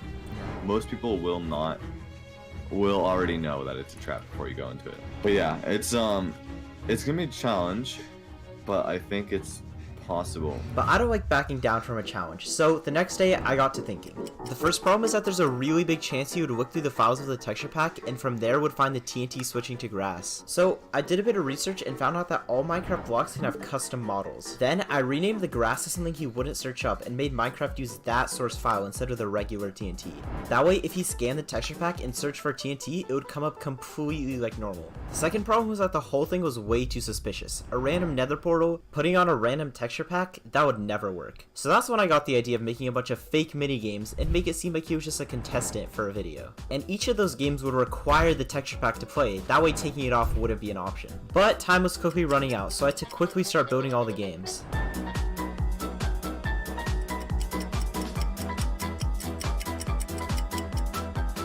And after a couple hours, I made 3 minigames that are realistic enough and should hopefully get his trust, because the 4th game is, yeah, I think you know where I'm going with this. But now that the entire setup was complete, I had a new problem. If I somehow actually managed to get him into the 4th game and blow up the TNT, I needed a way to get out of there so I wouldn't also die. So, I thought of using a Pearl Stasis Chamber, but since I couldn't just flip it myself, I decided to get Leo to flip it right as I messaged him. That way, I could be teleported right to safety after I blew it up. But yeah, the only way I was able to, like, get even close to trapping him was to have a reasonable objective. When it comes to like these type of traps, it's really challenging because this is based off of a game. Yeah. And the only person who doesn't trap games on this server that we know of is Spectacle. Exactly. And you haven't made a trap yet? Yeah, he doesn't know me, so. Yeah. I might be. So I might be another you one. do have. Yeah, you have a little bit of an advantage there. Yeah. But as I was prepared to get in a call, I got a bad message from Leo. Oh god, dude. He's literally gonna get on in like 5 minutes. Yeah, this isn't good. But there's nothing I could do now, but just hope. Okay, I'll send you the ports, because it's kind of far away, but it's in like the nether. Oh, the game is in the nether? No, there's like different portals that lead to each one. But yeah, the original question I was gonna ask is, what's your argument for why this isn't a trap? 300 for that and 2,000 for this, way too expensive. But today I'm gonna show you guys how to get all this stuff for a lot cheaper. Okay, so first, go to one of your favorite gaming websites. Select the products you want, then click the Honey browser extension. I got my money! Boom, literally money saved in one click. Add Honey today for free by clicking on the left side or by visiting joinhoney.com.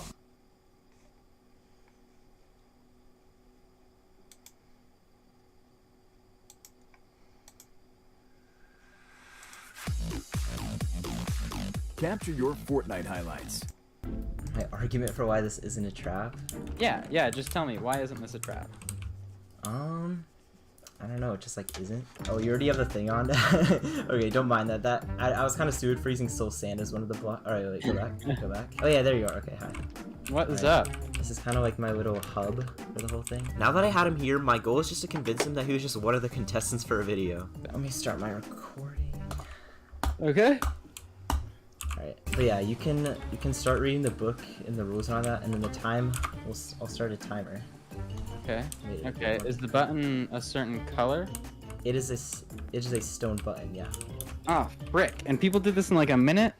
Yeah. Definitely not the church. That's too close. don't That's know. too obvious. 3, 2, 1, go. All right. Go. I thought it might have been in like that blast furnace thing. I don't think you would put it in like. All right, your not first hit, entirely it's sure. in the top half of the village. Your second hit is it's not in a house. Oh, It's okay, not okay, inside the house.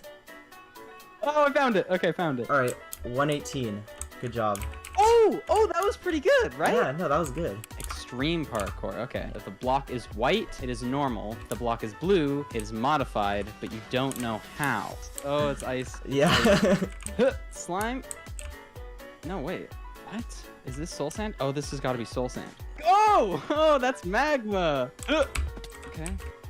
Hey! 100 times. Good job. You're actually doing really good. Oh, yeah. Okay. Yeah. Invisible maze. Great. Whoa, how'd you make them invisible? Oh, is it like... Oh, that's cool. It's a texture pack, yeah.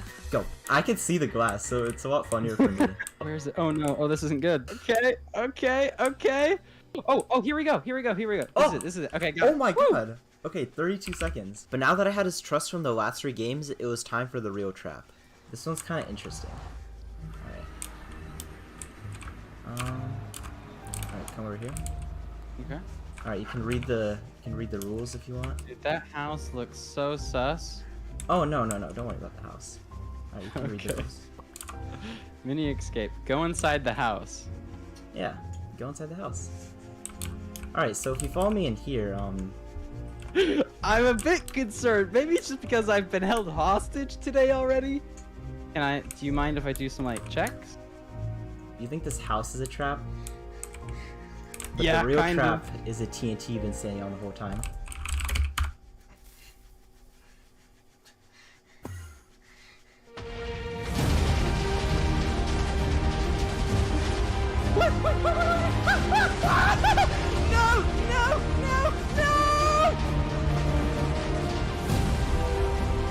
Okay, bye!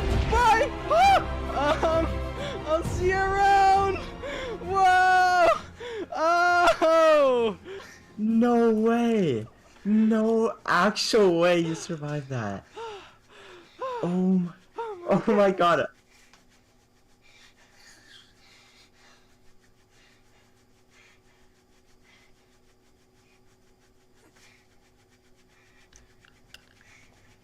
Girl, don't do it. It's not worth it. I'm not gonna do it, girl. I was just thinking about it. I'm not gonna do it. I did it. Invis is not your parents' braces. Invis is faster than braces. Invisalign.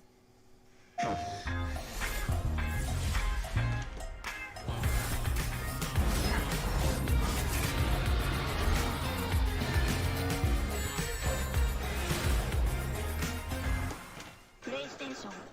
6 months ago, I fell victim to RecRap2's Anvil Trap, and everyone on the server was watching. I couldn't get embarrassed like this, I needed to get him back. For 5 whole months, I made trap after trap, and RecRap escaped every last one. But this time I had a different plan, so I called up my friend Subs and said this. Please don't judge me, but I'm gonna sacrifice my life for Rec, and I need you to help me. My plan was simple.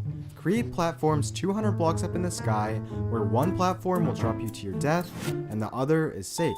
And after around an hour of placing blocks, I finally had my prototype. Following this, I asked Subs to DM Rec and I, claiming that these platforms were all part of his minigame. Just give me like a 30-minute heads up and I should be free. It seemed like Rec believed the lie, until only 12 hours after he agreed, I got a Twitter message saying, "Trust is not something to mess around with." Did Rex somehow know what I was up to, or was this all a random coincidence? All I could do was wait until Rec logged on to see how everything would play out. Alright, next question here. The Statue of Liberty holds the torch in this hand. It's the next day and Rec doesn't seem to be suspicious of anything. We're on the platforms that I built and the rules of the game are simple. Subs asks a question and the answer is either left or right and corresponds with the correct platform. Here's the catch. On the final jump, Subs is going to make it a 50-50. To gain Rec's trust, I'm going to take a leap of faith and purposely jump on the wrong platform. I think it's left. What do you think, Parrot?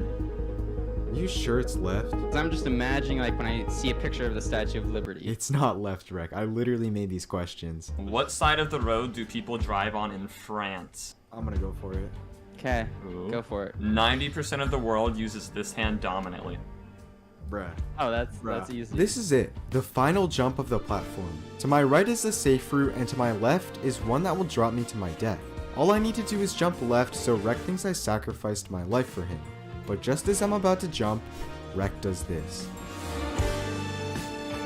Like, are you kidding me? And if that's not enough to rub even more salt into the wound, I've already pressed my spacebar, and I'm now about to land on the wrong one. I fall off and die, and now I'm dumbfounded. If this can't get Rek, what can? My idea was an absolute bust. I would need something to completely revive my operation. So I devised a new plan, one completely different from the last. Subs and one of his teammates, Vitality, would put Rek into a hostage situation, but there was one small problem. Hello? Perfect amount. Hello? Hello? Actually, funny enough. Are you in the shower Are you actually right in now? the shower? Vitality wasn't home. In fact, he was on his laptop, playing Minecraft in a literal hotel bathroom. This is an actual video he took while he was there, and this put him at a huge disadvantage.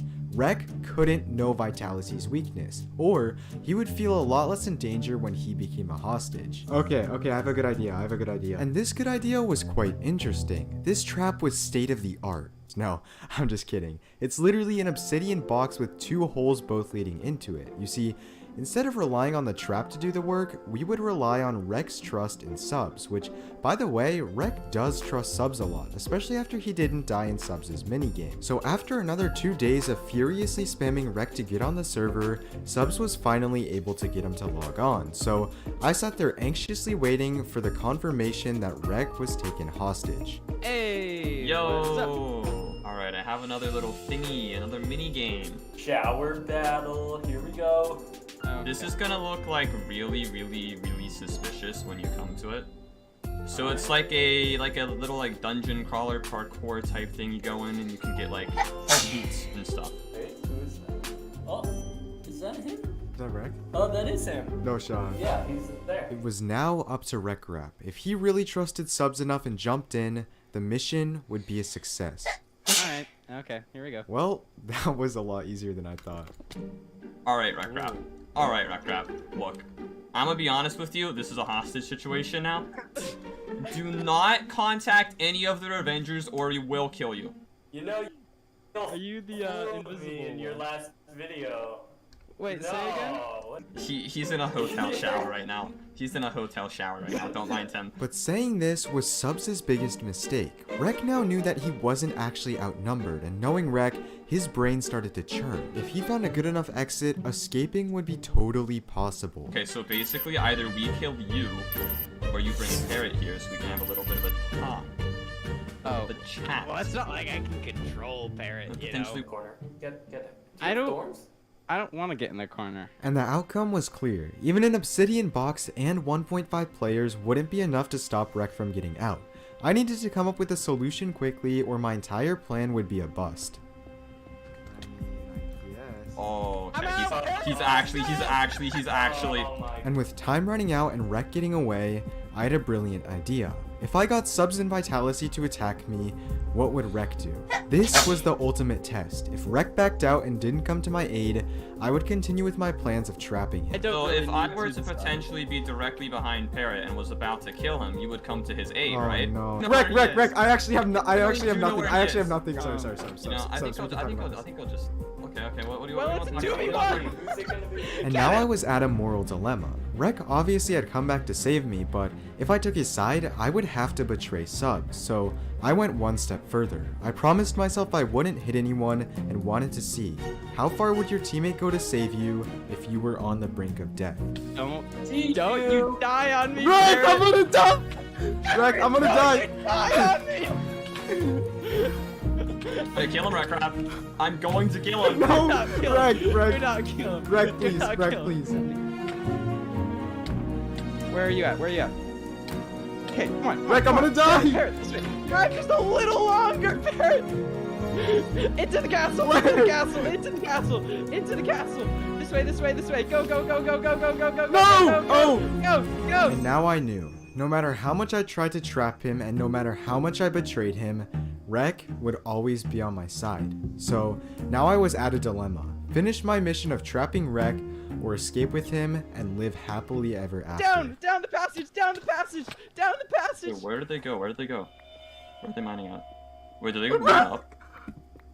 I hear mining. Rek, you forgot about her. Follow me, follow me. Should we split? Should we? I think we should split. Okay, if you want to split, we could split. And that was it. Rek was my teammate. He had been there for me when I needed him most, and I had just turned on him. Just please don't die. Where are you? Please help me. Rek, I need your help. Rek. We can't. You know how many times that you've killed me? Search helps us understand each other.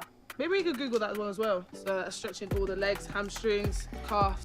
Wow. Wow. Do more girls drop out of sport? So it says too many girls are dropping out of sport and physical activity during teenage years. Why do you think that happens? Only just now females are making a living out of sport, whereas before they couldn't. So do I have to do that, the stomping of the feet? Yeah, you gotta do the stomping of the feet.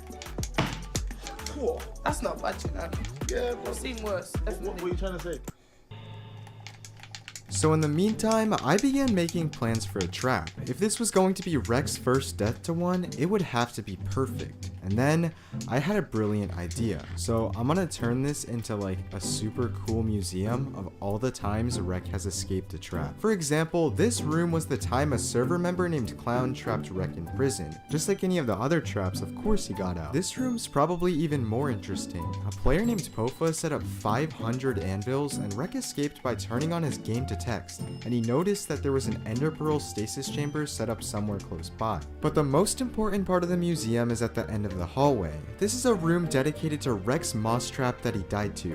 Rek never died to a moss trap. What's so poetic about this is that when Rek gets confused by me explaining this event and then comes over to investigate, he's going to be the one to make history in this museum. All I have to do now is call up Rek.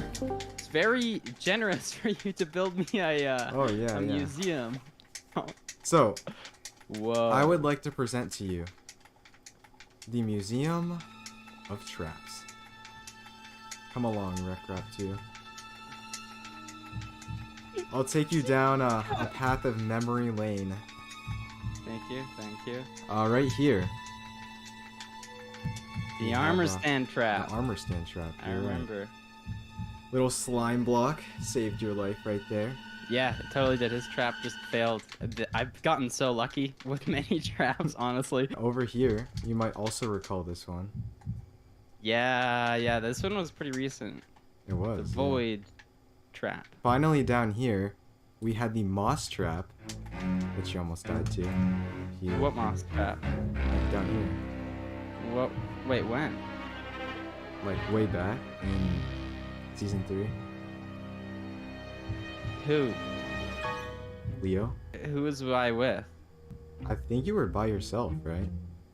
Here, come on. You can. This way. You see, wouldn't it be awfully poetic if you said, "And here's the moss trap"? I don't remember the moss trap. No, Rek. And you trapped me in moss right now. Rek. Like, wouldn't that be poetic? Rek. Come on, let's go. Like, you just lied to me. There's been no moss trap. And how do you know that? What if you're just having a little relapse in your judgment? Rek. He tried to kill me, Parrot. Rek. You're safe, okay? You're safe here. I will make a promise. You are safe here. Okay, so there's 2 ways this could go. I could go into, I could trust you, walk into the moss, and you could potentially trap me. Yeah. In that case, I'd lose all of my stuff, a heart, and I would probably never ever trust you again. Exactly, Rek. I don't want that. But if I not, want your trust. You know, that doesn't seem like so bad. It's only a heart. Exactly.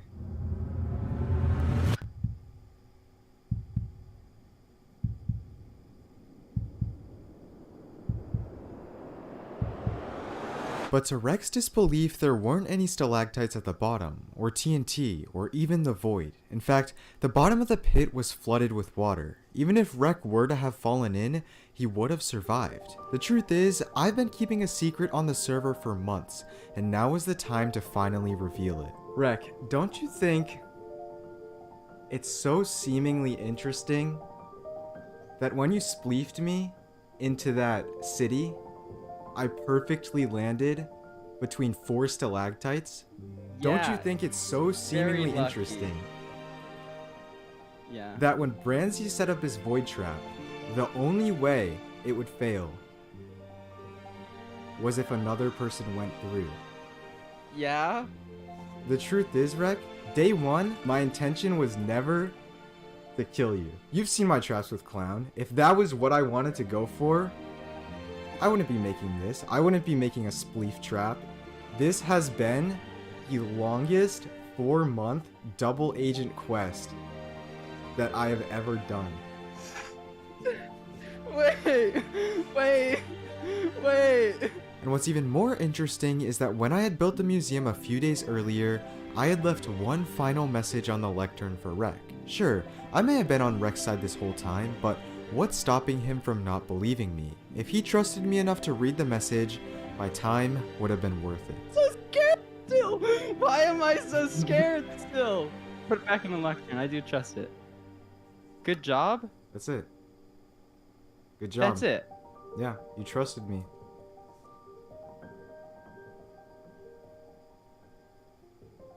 Wow. Yeah. That's crazy, dude. 6 months in the making, RekRep2. 6 months. Oh my gosh, you are a mad genius, Barrett. Rek and I had become close teammates again, but you know what's not close? The race to 1 million subscribers between me and Rek. Rek just recently dropped some really good videos and now has a 50,000 subscriber lead. Nobody thinks we can win. In fact, every single YouTube data software predicts that Rek will beat me to 1 million in a landslide. Even this random person made fun of me for being so far behind. So please help me prove everyone wrong, especially this guy. We're the complete underdogs right now, and if everyone watching this subscribed, we would be able to beat Rek without a doubt. And after subscribing, you may be asking, if Rek wasn't my target, who was? Believe it or not, there's a player who has undeniably proven themselves to be a better escapist than Rek, Vitality, the server's public enemy #1. He's escaped void traps by 1 block, hypnosis rooms, and has even blown up my entire team and walked away on air to tell the story. It seems like I've been so motivated to take down Rek, and because of that, Vitality trusts me, so why not use that trust to my advantage and take out Minecraft's best escapist. So I spent hours designing the Vitalipit. If you fall in, you're not just greeted with stalactites, but also with TNT minecarts raining from the sky. The trap will do its purpose, but the tough part is getting Vitality in. So I asked Rek if he wanted to be the bait, and he agreed. So I told Vitality and his friend Branzy that I was going to trap Rek. It all starts at spawn, where I told the two to hit Rek when he logs onto the server. Oh, hold on. Parrot says jump him. Parrot says jump him. All right. Okay, here we go. Wait, what? They poisoned me? Okay. Hey, all right. I'm on a horse. Okay, I hit him. Okay, here we go. Okay, I'm ready. Since Rek is in on this, he knows exactly where the trap is. He begins to lead them over there. Okay, he's eating, he's healing. All right, you're right, you're here. Okay, let's go. Rek, are they chasing you? Yeah. You know where to go, right? Yeah. What's so interesting about this is that Vitality has no idea where the trap is. It could be right under him, or it could be 1,000 blocks out, or more likely, it could be hidden right in this dark tunnel. Okay, I'm chasing him. Are you still behind me? All right, there you are. Okay, go. Dude, I hate this poison. Oh my goodness. Good job. I don't even know where we're leading him, so hopefully he's running the right place. Oh wait, I see them. Oh yeah, they're here. All right. Moment of truth, boys. Okay, oh, he's running through the tunnel. This way? Yep. Wait a second. Okay, he blocked it off. He blocked off the tunnel. Hold on. I could... Oh! Vitality's in! Do it! Oh! Vitality, no! Oh no! Okay, go. Vitality! Oh no! Let's go! Go! Dude, I'm critting him out. Where's Branzy? I'm coming. I'm about to kill him. Where? No, just swim. Hold on. Okay. Stuck. I'm so dead. Oh, I'm so dead. I'm so dead. No, no, no, no. Oh, let's go! Let's go. It couldn't have gone more perfectly. Overwhelmed with the feelings of success, Rek messaged me to meet in the museum one final time to see if he could really trust me. I have a bit of a trust exercise, Parrot. 'Cause, you know, with the like whole hostage situation, it felt like kind of a redemption arc. From like you trying to kill me. A few times or whatever. You know. And so, are you down to trust me? Do a little trust. Yeah, for sure. Okay. Yeah. Basically, I thought it was pretty fitting because this is like the where it all went down. Yeah, like where it all went down. And so it's kind of gonna be like a repeat of the same thing. Okay. So, all I want you to do is go over there and read the book. That'll give you instructions on the next thing to do. Okay. Sorry, Parrot. Gosh, that worked so well. What happened? What happened? Wait, I'm so confused. I trusted him. Oh my gosh, you are a mad genius, Parrot. Become a double agent. Get their trust and sabotage from the inside.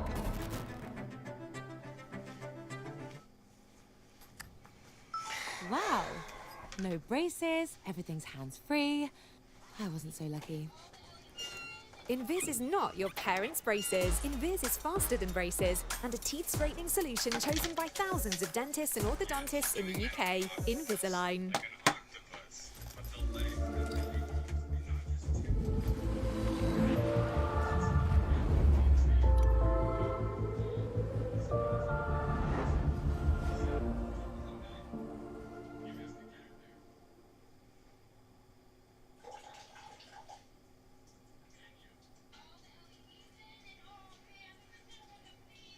I survived 100 days of medieval Minecraft hardcore, and this is a big boy. So much happened in this movie that you won't want to miss. There's also a lot of moments and areas from my series and previous movies on my channel in here, including my Ocean Only World lore series, which there's an update in this movie that you won't want to miss for the lore series. Really quickly, I'm incredibly close to 1 million subscribers, and it would mean a lot to me if you'd subscribe. Also, here's a huge challenge. 100,000 likes and I'll do 200 days of medieval Minecraft hardcore. Now, a cool thing for this RPG medieval mod pack is the beginning. There's a few dozen classes and races you can choose from. Being a human is just regular Minecraft. Boring. Avian is kind of cool, don't take fall damage, however, I have to sleep high up, kind of annoying. Arachnids are you get 3 less hearts and can't eat veggies. A League of Legends player basically, and an elf is too tall and goblins are goblins. But then I found the Shulk. You get an extra 9 inventory slots, natural armor, which is like 4 slots extra I believe, and some other cool stuff. It's just, I can't use a shield, which I already don't. After spawning in, the world looked magical. I spawned in some village and just wanted to look around a little bit. Get my bearings down and then, well,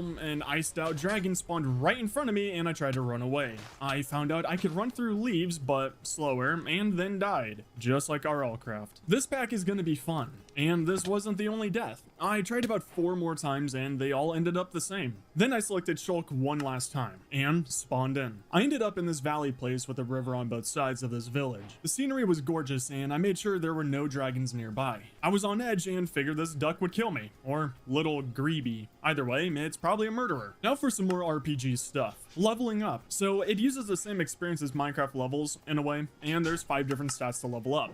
But the only important one is strength. I just needed more armor to survive anything. I want to be a literal tank. You deal more damage and have more armor each level. So this is a no-brainer. Oh, here's a huge thing. There's a glitch with the map mod in here. No matter what, beacons from previous worlds and lives show up, and I can't get rid of most of them. Now to get in my loot goblin mode. I stole a small amount of hay bales, 31, and then went to their homes. However, they were incredibly rude and didn't have anything for me, except for this blacksmith house, which had an iron chest plate, boots, and a sick eye patch for me. And you better bet that I took it. I'm tired of dying in here. Also, iron armor isn't that much help. At this point, I wasn't sure what to do. I normally die at this point, so I stole some more hay bales, now at 43. Another weird thing with this mod pack is tree cutting. If I don't shift and break a log, this happens. Not sure why, but I still get the log. So I gotta shift while chopping down trees. There's also a quest in here, something to help direct me on what to do or what I should try and do during this movie, which the first quest was done. Start a world and don't die to some dragon trying to eat your cheeks, which gave me 4 items, just beginning stuff, and I looked at the next quest. I need to get some obsidian, chains, and cold deepstone.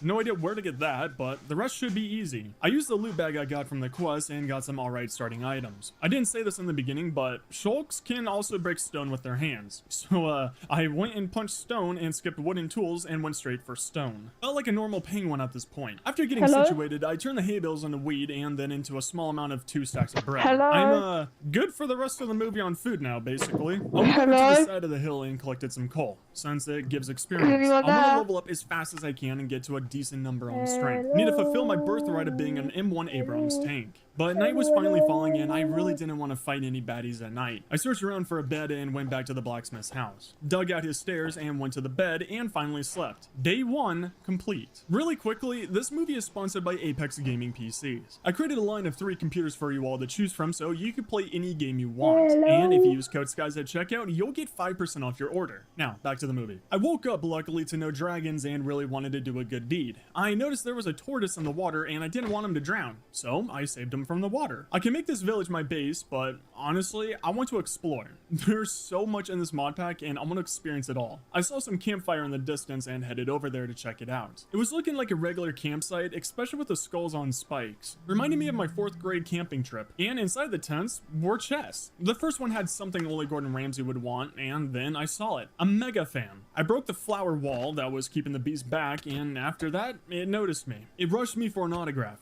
Or to kill me, but I like the latter more. Makes me feel special. I saw for a few frames that there's another ogre goblin thing in the tent and I ran to the river. 3 hearts left and I was freaking out at this point because I couldn't put down my boat. I thought I was going to die until it finally left my hands and I boated away fast. With a nice distance between me and Megamind, I healed up on bread, got scurvy, and went back to the monster for a fair fight. I said hi to him and now I'm really hoping the average enemy isn't like this. For some weird reason, the troll dropped a literacy bag. I opened it up and it had some strange items, but those aren't important. This book is the important one. You are villains. Remorseless sociopaths. If you want to stay out of jail, you need to go good. What are you good at? Robbery, larceny, wire fraud, extortion, tax evasion, heist. Well, that's terrifying. Time I was slapped with a salmon, volume 4. There's 3 more? Obviously a highly valuable treasure, which is now mine. I saw another troll to the left of the camp, but he didn't see me. So I snuck into the other tent and went for the chest. Inside, 5 iron, 4 sticks, and 5 bowls. I borrowed the loot and headed off again in the river and saw this enchanted fish to my right. A short ways ahead, I came across some giant pumpkins. I could hear Starbucks and white girls rushing to this area right now. In the distance, there's this house and a camp, but I went to the right to see if there was anything in these tall trees, which there was some camp with some very strange goat people. I was cautious, but these dudes just really wanted to jam out. They were partying, circling this campfire, and playing a fun tune. They didn't have any loot for me to steal, so I went on ahead and saw this troll camp and some building that was for sure to have some good loot. I bonked the troll on the head, and something about him not liking sharp objects in him. Apparently, swords are bad. Also, shields are bad, which I'm confused on why I can even use one. Being a shulk, that was one of the downsides, is that I can't use shields. Anyways, the chest had the exact same things and amounts in both of them, so I just looted those and headed back to those first tents and building I saw. Now, walking up to the house and going inside, this happened. The entire house was rigged to blow, and the door was blocked. I barely got the axe out, broke the log, and sprinted away. The explosion going off right behind me. I headed back inside because surely there shouldn't be any more traps. It's also nighttime and I hear skeletons around me. I made my way to the attic and finally went to sleep. I was on high alert when waking up and was also looking for any hidden chests. I wasn't really hearing the skeletons anymore, but I didn't trust this place or area. I shot out the back of the house and sprinted to the left. Before entering the home, I didn't show them, but I saw these clone girls called Ara in the front, and well, they have interesting hearts, but also don't attack me. No idea what they do or what they want, but thought I'd show you this. After running a short distance, I saw this miniature Greek temple thing, and a whole lot of tents and buildings along the way there. The first tent had a stone sword and some iron, and then I saw those buildings again. I don't know if you remember my 100 Days of Modding Minecraft Hardcore video, which you should go watch if you want some nostalgia, but these are the same Endermen, and there's supposed to be some giant ones that hurt a ton, but coming up to the building, there was was just an aura and the remains of that Enderman. So maybe auras are deadly? After that, I took the dungeon bag and went to the miniature Greek temple, which had this frozen human thing, and after breaking it, it's apparently a marble statue, but it dropped his fancy shield, an iron sword, and some other stuff. But I tried to block with the shield and it won't let me. So this is what the shulk shield thingy means. I can't use any shield other than the spawn one I got, which I also don't think works. Back to the loot, the chest didn't have anything good, and up next, I saw some nether looking building on this mountain. Also, this grave at the foot of the mountain, and I'm only showing this because of how insane the loot is. The most important item in there are these iron boots with mana regen 7 on them. No idea what that does, but I put them on. I then climbed up the mountain, and upon reaching the top, there's more towers everywhere, and there he is, a dragon. Or at least I think it's a dragon. I don't see the wings. I don't, however, want to go over there and check if it has wings, so I went to the nether structure and looked around. There's nothing on the floor, but there is another floor, in a way, so I went up and, yep, there's a chest. Inside, it has 3 golden hoes, reminded me of Hugh Hefner, a snow chest plate, and a cursed crossbow. Only day 3 and we're already getting some serious upgrades. I took this time to get situated and geared up and then went to sleep. I made it down the tower and I want to check out those dragon, dinosaur, massive lizard things. I don't know, but I see they're guarding that Greek temple, and last time it had some decent loot. So with that all in mind, I made the smart decision and went to the right and headed to this wizard tower instead. There's no traps behind these trapdoors, so I should be safe. Right? I went through the front door like any sane person would and saw some book on the wall. Something about tomes for boots. My guess is something to do with magic. It was the same thing leading up to the top and I was expecting some kind of boss fight or a wizard.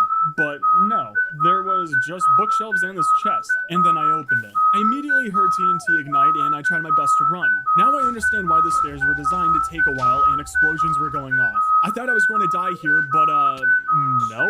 I didn't even lose half a heart. I said hi to Ratatouille. And a cool thing I forgot to mention is that dropped items on the ground have these cool beams. Kind of like Borderlands, and they have different colors showing rarity. That's how I noticed this orange drop, which turned out to be a diamond shovel, and if I right-click on a block with it, it'll place a torch at the cost of 4 durability, which might come in handy. I looked around some more, but none of the dropped items were good, just building blocks. I went back down to the floor, and you know what? I'm sure they might kill me, but I have upgraded my strength to about level 6. I got some good loot now. I should be able to handle the dragons. I went to the front door after hearing them roar and went to the top of the tower. With my vast knowledge of traps in this world now, I went around and broke all of the TNT blocks. Hopefully should be safe now, and then open the chest, which had by far the most useless loot to me. Surely there has to be more, right? The other tower gave me this awesome shovel, and no, there's nothing. I went back down and listened to Goatman jam out to some tunes, and it was time to fight the dragon. I found out they're overworld drakes, so I guess I'm half right on them being dragons.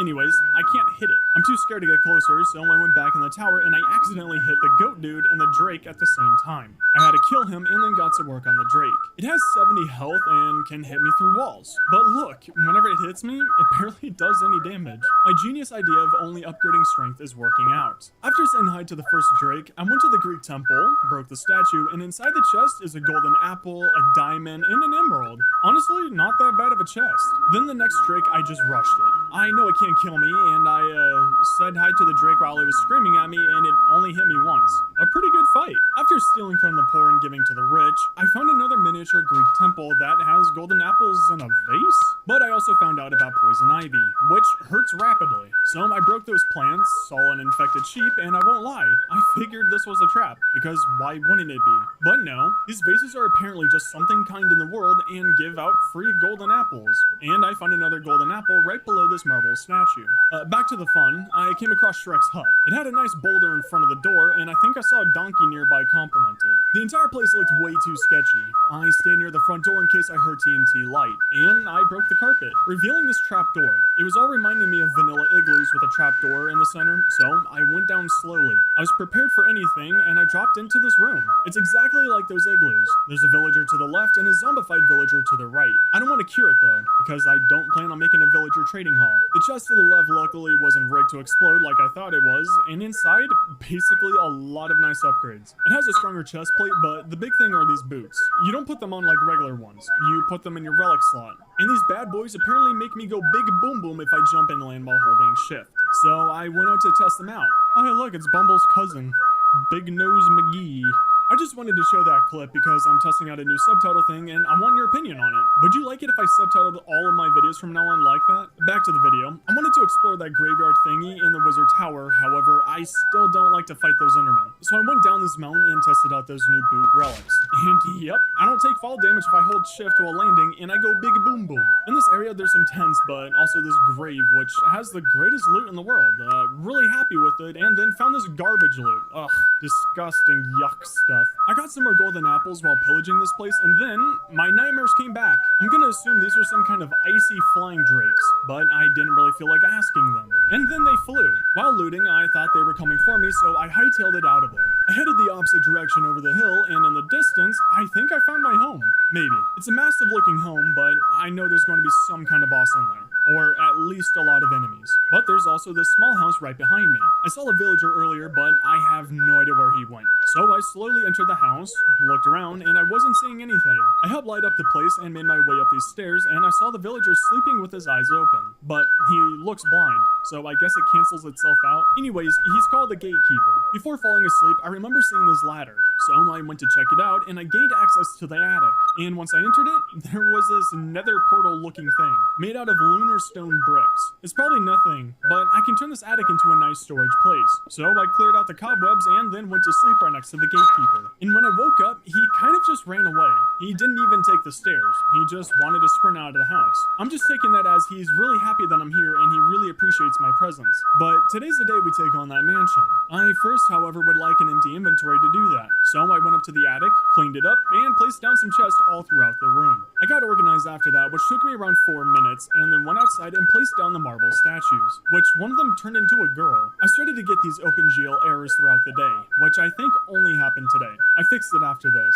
So I went down the hill without using the boom boom shoes and went to the thin strip of land in the front. As soon as I made my way up the stairs, I got shot. I couldn't see where they were, so I tried to hide. Then I sort of saw them. Invisible skeletons. I guess this is a mansion of skeleton assassins. It's pretty awkward finding something you can't see, and that's probably not there. Usually it's easy to beat up the shadow people, and then I got this achievement that showed a rabbit skin in the picture. So now I'm going to assume I'm fighting invisible rabbits. Something I never thought I would say. I lit up the entire bottom floor and outside, so the spawning stopped, and I went over to the first chest. Inside is a diamond, ores, some iron armor, and on the other side of the entrance, the chest has some iron stuff. Nothing really important. After looting, I went up the ladder cautiously and lit up the area closest to me. But I ran out of torches. I could have used that diamond shovel, however, I didn't want to waste the durability. The sun was setting, so I wanted to be fast. My game was lagging for some reason, and the chest freaked out on me, and I broke it. The other chest...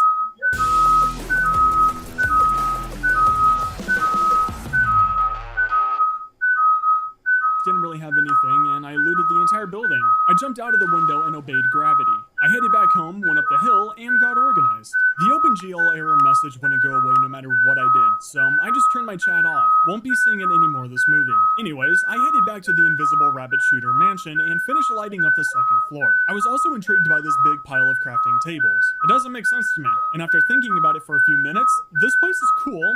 It would make a nice starter home for me, but I like the other house with the gatekeeper. Since he has a lot of health, I think that means he'll be a good fighter. So if a dragon spawns there or something, he should be able to help me out, hopefully. I also just wanted to explore. I don't want to keep moving stuff around. There's a lot to explore in this mod pack, like these little dragon chihuahuas. No, really, they're tiny, aggressive for no reason, and love to bite my ankles. They're also allergic to swords. After that was dealt with, I continued on, saw some tents, 2 random platinum ingots on the ground, and then came across my least favorite RLcraft mob. Fairies, or pixies. Either way, I really hate them. This one took coal from me, I think, and sprinted faster than a reseller trying to get some PS5s. I got it cornered in a tree and politely asked for my coal back. I then went nuclear down a mountain and found the Jamin Goatman again. I saw this pan flute in their hidden chest, and as any white person would, I followed the rhythm and tempo to the song perfectly. However, the sun was setting and I forgot to grab a bed, as usual, so I quickly ran all the way back home, went into the attic, and got organized. I'm going to follow this questline to keep some kind of guide on what to do in this mod pack, and so stuff doesn't get too derailed. I need to make this light and dark chest, which I got the obsidian and chains for, which these chains look different than the ones on the recipe. I just need that cold deep stone now, and my guess is that it's underground and not in the sky. So I went outside, foolishly started my mine from on top of this mountain, and got to digging. From the mining in previous fights, I got my strength up to level 7, and also broke my pick. I was thinking of just punching away stone, like I do in real life, but I'm a lot slower in here, and I'm too impatient for this. So I went back up, made myself another pick, and then went back into the mines. Also, do you like that speedy mining montage? Let me know in the comments. But disaster had to strike. My pick broke again. I don't remember iron picks being this terrible. It was night anyways, and I don't want to let baddies spawn in on me, so I went up, did the usual, and went to bed. I looked up where to find cold deep stone, and, well, it's apparently at the same level as the warden. You know, that new mob that was supposed to be in 1.18? Yeah, so I went back down into my mine and reached this icy looking dark cave. I could have dropped down in there, but I had a strong feeling that I shouldn't do that, in case the warden was I'll nearby. invite you to I a wasn't party, seeing yeah. anything, but I'm not taking chances. I built the staircase down to the floor, and once getting there, I saw some skeletons in the back just standing along this wall. I stuck to the other side to not aggro them and lit it up. Once I looked at the floor, bingo! I found cold deep stone. I don't know if I'll need any later on, so I took more than I needed. Before leaving, however, I saw this strange artifact place. In the center, something was lighting up blue, but I wanted to quickly get out instead of investigate it. Once I got to the stairs though, one of the skeletons saw me. It began to chase me up the stairs and it revealed itself as a withered skeleton. Something I truly don't want to get hit by. I'm sure I can take it, but it's better to be safe than sorry. Or in my case, not be able to reach it because if I get closer, it'll hit me. So we had this awkward dance going up the stairs, but I finally said hi to it and it dropped. Literally nothing. Just 2 raw platinum. But I need something called a plasma furnace for it, which to me sounds like something I'll never get to. Night was approaching and apparently so were these heavenly angels playing music for me. I don't know where it's coming from or why I have this luck effect on me. I just feel like a boss is coming. I ran inside, but before falling asleep, I wanted to make that light and dark chest for the quest, which didn't work. I checked over everything, and the only thing that didn't look like the recipe were the chains. But this is how you make chains. Then I noticed that cycle button right above the recipe slot. So yeah, I made the correct chains, and then I made the light and dark chest. Weirdly enough, however, I completed the quest, but in it, it says I need to place it at bedrock levelly. Anywho, I collected the rewards and looked at the next quest. I need to kill the Goblin King, but first, we sleep. So for the Goblin King, it says that he will spawn all around the world, most likely in some kind of castle. I just need to find it. I set out in the river to check out the surrounding land. Also, just so I don't have to be underground anymore. I came to this 3-way intersection river stream and saw some buildings to check out. First up was the gatekeeper's house again. I found the dude's brother, or mortal enemy, but I'm sure that's the same thing. Sadly, there was nothing inside for me to loot. I left a turd on his bed to show my disappointment and headed over to this hidden-ish building I saw from across the stream. Upon walking up to it, it looked like a stable, had hay like a stable, and it also has horses like a stable. So I came to the conclusion that this is a wheat factory and stole some hay bales for food. Right next to the wheat factory were some small buildings. Maybe the perfect size for goblins? Who knows? I didn't see any, but with my massive brain and hunter instincts, I felt like I was on the right path. It was especially obvious to me when I went to this building on the river and saw this goblin. I tried to break the grass to see its name, but I accidentally hit it, starting a legendary boss battle, and for a split second, I saw its name, Goblin Warrior. I must be getting close. The village next to the building, however, was an Enderman one. Well, more specifically, a Farlander one, which had a glare in it. One of the 3 mobs from the Minecraft 2021 mob vote. Just wanted to show this since I think the glare looks cool. But we all know the fun can't continue. I'm getting really comfortable around these areas now. I'm losing my edge. After I killed the troll villager, I went to get a drink.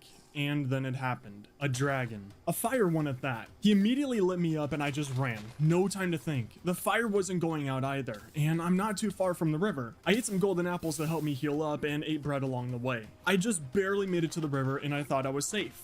1 heart remaining. I healed up 3 more before I got hit by some fire again. The dragon is following me and I can't escape it. Oh my god, it's still coming after me. I'm going to die. I'm going to die. I'm going to die right here. I'm going to die right here. The monster picked me up and dropped me, luckily. I tried to get into my boat to get away, but no, he lit me up. I have to fight it. The beast picked me up and wouldn't let me go. This is going to be a reoccurring thing. Luckily, my strength is at 8, so my armor is a lot stronger than normal. But I don't have much armor left. I'm down to 1 heart, I ate a golden apple. The fiery beast came back and lifted me into the air. I thought I was dead for sure. He let me go and hurled me at the water. I had half a heart for a few milliseconds. That golden apple barely saved me. I got my crossbow out and waited for him to pick me up again. I shot. At this rate, the crossbow would deal more damage than my iron sword. The beast picked me up again and bit me. Half a heart remaining. I healed up and tried to shoot it while underwater. I was panicking at this moment and my arrows went nowhere. I tried to swim away to make some distance to heal. I ran out of air and was drowning, but I didn't want to go into the air to take more fire damage. The lower I am, the better I can dodge at least. My helmet and boots were broken and my pants were next. Only 8 durability remaining. I wouldn't survive much longer if I stayed here. I tried to swim away, but he was hurting me badly with fire, and then I was running out of air again. I went up for some air, my pants broke, and I did the last thing I thought would save me. I dug down 3 blocks, quickly grabbed any block in my inventory and plugged the hole. The water drained and I was able to breathe. The dragon couldn't hurt me at this depth apparently, and I dug down further until I reached a cave. At this moment, I'm safe. My chest plate is all that remains, and it too is almost broken. I have no ores to make some armor, and I didn't really find anything around here. I looked at that light and dark chest, maybe it would have something, but no. And then when I thought I was safe, I heard the dragon. He's getting closer. I can't spend any more time down here, so I began to dig a tunnel. Making it to the surface, I very quickly scanned the area and then ran. I didn't see or hear the dragon and I wanted to stay that way. I made it to some swampy looking area, swam through, and saw this little goblin trapped in his tent. At this point, I'm just trying to get some armor, but all of the chests that I'm seeing so far have nothing. I made it to an open area with some spooky Aura tents, which all had nothing, and I made it to another gatekeeper's house. No loot in here, so I led his muddy pig into the house to ruin his carpets. Then finally, I found another statue structure place, and surely there would be armor in the chest up here. It's where I got my chest plate from, but no. The chest had some cool relics, weapons, and a robe. The one armor piece I don't need. And then I just made a dash to my house. I jumped down the mountain, sprinted up the next, and I luckily was home. I went and got organized, suited up, and I'm finally somewhat protected again. But I'm definitely not heading to the right again. I don't want that dragon to come to this building. Night was setting and I just went to sleep. Before going out and traveling to the left, I headed down into the mines. I want to see what that strange structure was and see if the wither skeletons will drop me some armor. I took care of the first wither skeleton at the stairs, and then began lighting up the cave. I went to this lava pool area and got an achievement, then found some cold shulks on the ground, which, as I know, is a sign of wardens, and I know how deadly they are. They're probably stronger than the dragons, so I went back to the stairs and took care of the rest of the withers in the cave. All I got from them was this enchanting book and platinum ingots. Really good stuff. I lit up the rest of the cave to prevent spawning and then checked out the strange structure. It just looked like a glorified chest holder, and I knew this was a trap. No way it wasn't. I broke the blocks below the chest, so in case anything was connected, it won't go off now. And inside the chest, actually not bad loot. I would look at it later and just picked everything up. Then I went below the chest area to check out this block with lights on it. You know, some energy battery, which it's on the same spot as the chest. So maybe it's all some sort of trap. Like if I didn't break the block below the chest, something would have exploded or a boss would spawn in. Who knows? I headed back up to the surface, got organized again, and then judged the gatekeeper for freaking me out because he opened a door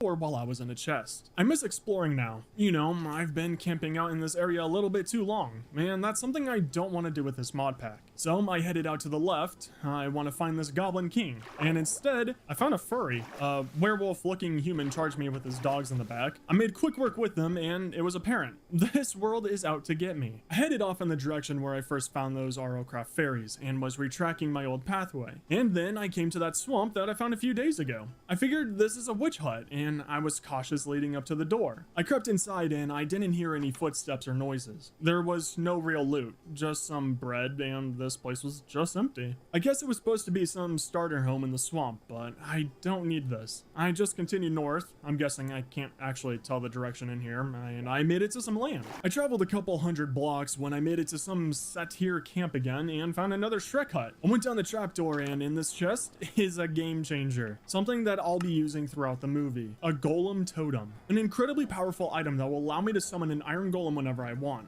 And you best believe I'm going to abuse this. Night was falling, so I just camped out in the hut. And in the morning, I did what every normal person does and went for a 60 miles jog. I came into this area with satyr tents, a village, and this jungle area that looks like a boss fight. Before heading over there though, I went to the satyr's camp and, well, there's raccoons. They all stared at me and obviously wanted food. So I accidentally fed 2 of them while trying to open a chest. Rocket then got it on with his girlfriend and, well, I got the breeding achievement. I'm now the proud grandparent of a raccoon, something I never thought I would say. Anywho, after that was the village, and this is probably the most depressing village ever. Absolutely nothing for me to steal. I went house to house like Santa does, but I didn't leave them anything, except for some tears and a strongly worded letter that told them they all suck and they're mean. I ran away from there and found a wheat factory again with, get this, nothing. Fast forwarding to some content, I found this white box. I heard some spiders down below, so like a smart person, I broke the roof. Definitely not heading into this death trap, but this harpy wanted to head into my death trap.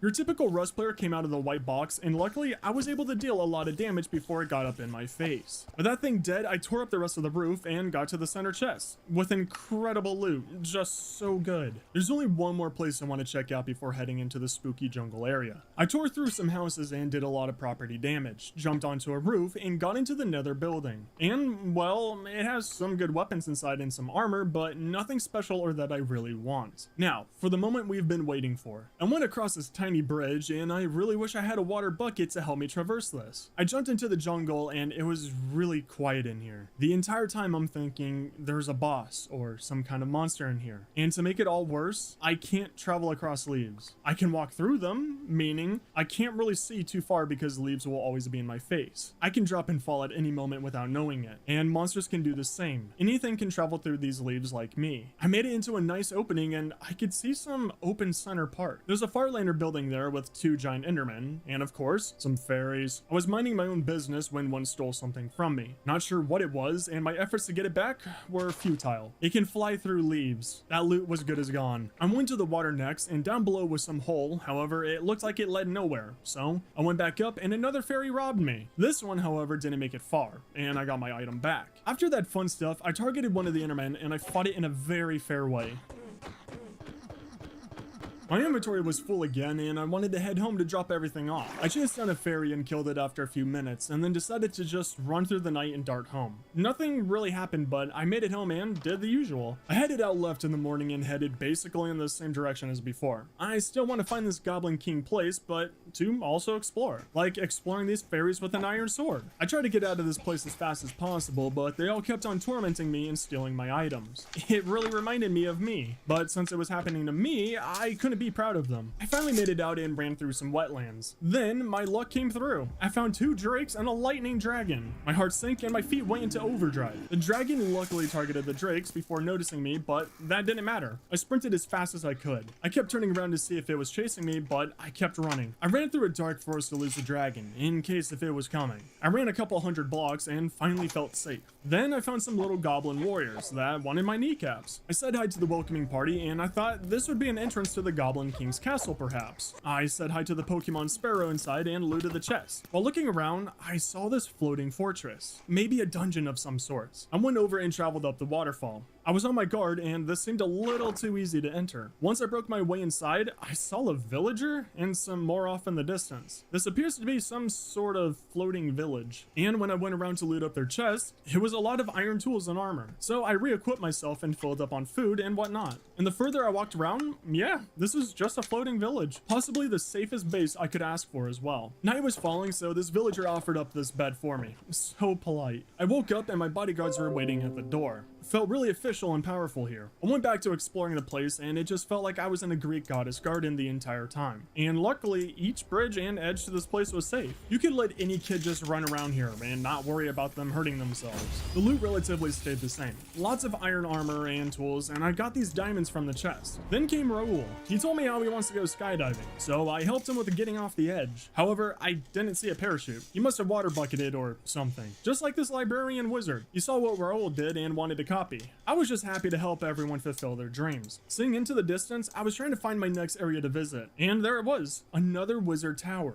Hortensia over here wanted to start off the day with squaring up to me. I had to make an example out of them to the other villagers, is what I would have said if I was a monster. They just disappeared though. No idea where Hortensia went. Quite strange. I pulled a Hortensia and headed off to the wizard tower, looting here and there along the way, and then made it to the tower. I had to search around for the front door, and on the first floor, zombie spawners. Somehow they didn't trigger and spawn anything. Not complaining. The second floor had some stray spawners, and for every floor, just so I don't need to show it all, the chests have some food, armor, and tools. So I got kitted up and took everything I wanted. The third floor had a skeleton and spider spawner, and same thing on the fourth floor. Then I made it to the last one, which had a few spawners, broke those, and it had diamond ores, gold, and emerald blocks, and no loot. I looked up on Google how to access my 9 extra slots, since I still haven't seen them, which if I press G, that's how I accessed them, and put some items in there. Now I can loot even more. Then a new thing happened. Night was falling and I was thinking of where to go. Then this sound appeared, and I knew something bad was coming. I was going to hide in the Shrek shack, but a ghost jumped out of nowhere and my screen went black. I'm such a poet. I started running, just didn't know where. I began to head back to the floating village place and mobs were spawning everywhere. Even this random seagull started to attack me. Nature was going crazy. I made it to the waterfall and headed up into the floating village. I sprinted over to that one house I slept in yesterday and was going to wait out the night. I just had to wait for this blood moon or lunar event to end.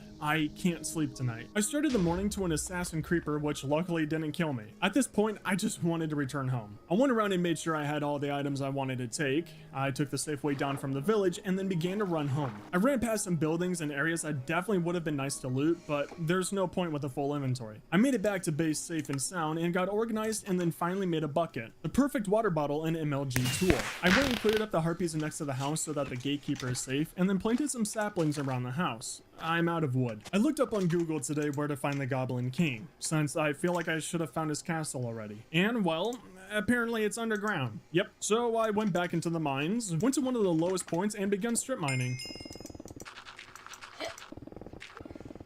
I came upon this open cave area and didn't have any high hopes for it. Just some of the regular mobs in here, and the goblin's castle will be huge with the lava, so it ain't looking good. I saw this dwarf blacksmith, but no other dwarfs here. Guess he's alone down here like me. Then I found this interesting room. I actually thought it would lead to somewhere, but no. It's just a random little stone room with some spawners placed around that I went and destroyed. I ran out of torches and I tried out that diamond shovel that can place them. It's supposed to lose durability whenever I do, however, but this one didn't. I checked out the chests. They're pretty normal, just weapons and armor like usual, and the second chest had a claymore, which I happily took. I didn't see any doorways or paths that led anywhere, so I went back to my strip mining spot and got back to work.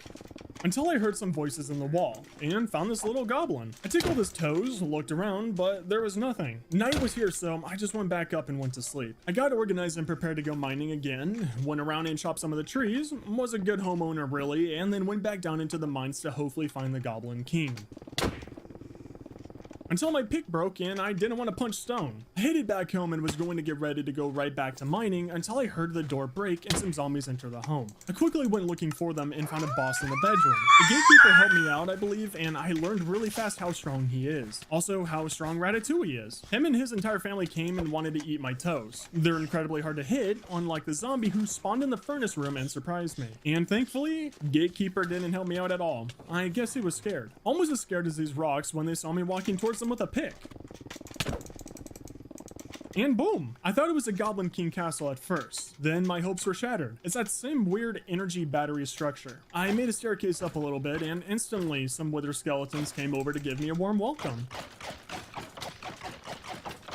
Once the entire area was cleared, or I thought it was cleared, I lit it up and went to the chest. Then a new achievement popped up. I guess this was a trap all along. I kept hearing this deep dark breathing, and my loot goblin hands took over and I looted the chest quickly. I'll look at it later. I went over to the cave opening and lit up the entrance. I still can't see what's making that noise, but I want to see what it is. A creeper blocked the door and things were spawning in. That's when I saw a massive monster walk past the doorway. Every couple of seconds I would hear it hit something and the ground would start moving. Then these husks would spawn in. So I have to quickly get rid of the big boys so the little boys wouldn't spawn in. That sounded weird. Luckily, it doesn't do much damage to me, and I hit it fairly hard. I wanted to focus it, but enemies were coming from all directions. So I picked a room and made my way in, slaying everything in there and then quickly getting rid of the spawner. There were 2 chests in the cave room, but I had to loot them slowly. Nothing special in them. Now for the boss, which is a mutant husk. He does around 1.5 hearts of damage on me, but I deal around 15 to 20 damage to him. I just have to be careful about what he spawns in. I killed him off with some crossbow shots and a final hit from my claymore. Battle was over,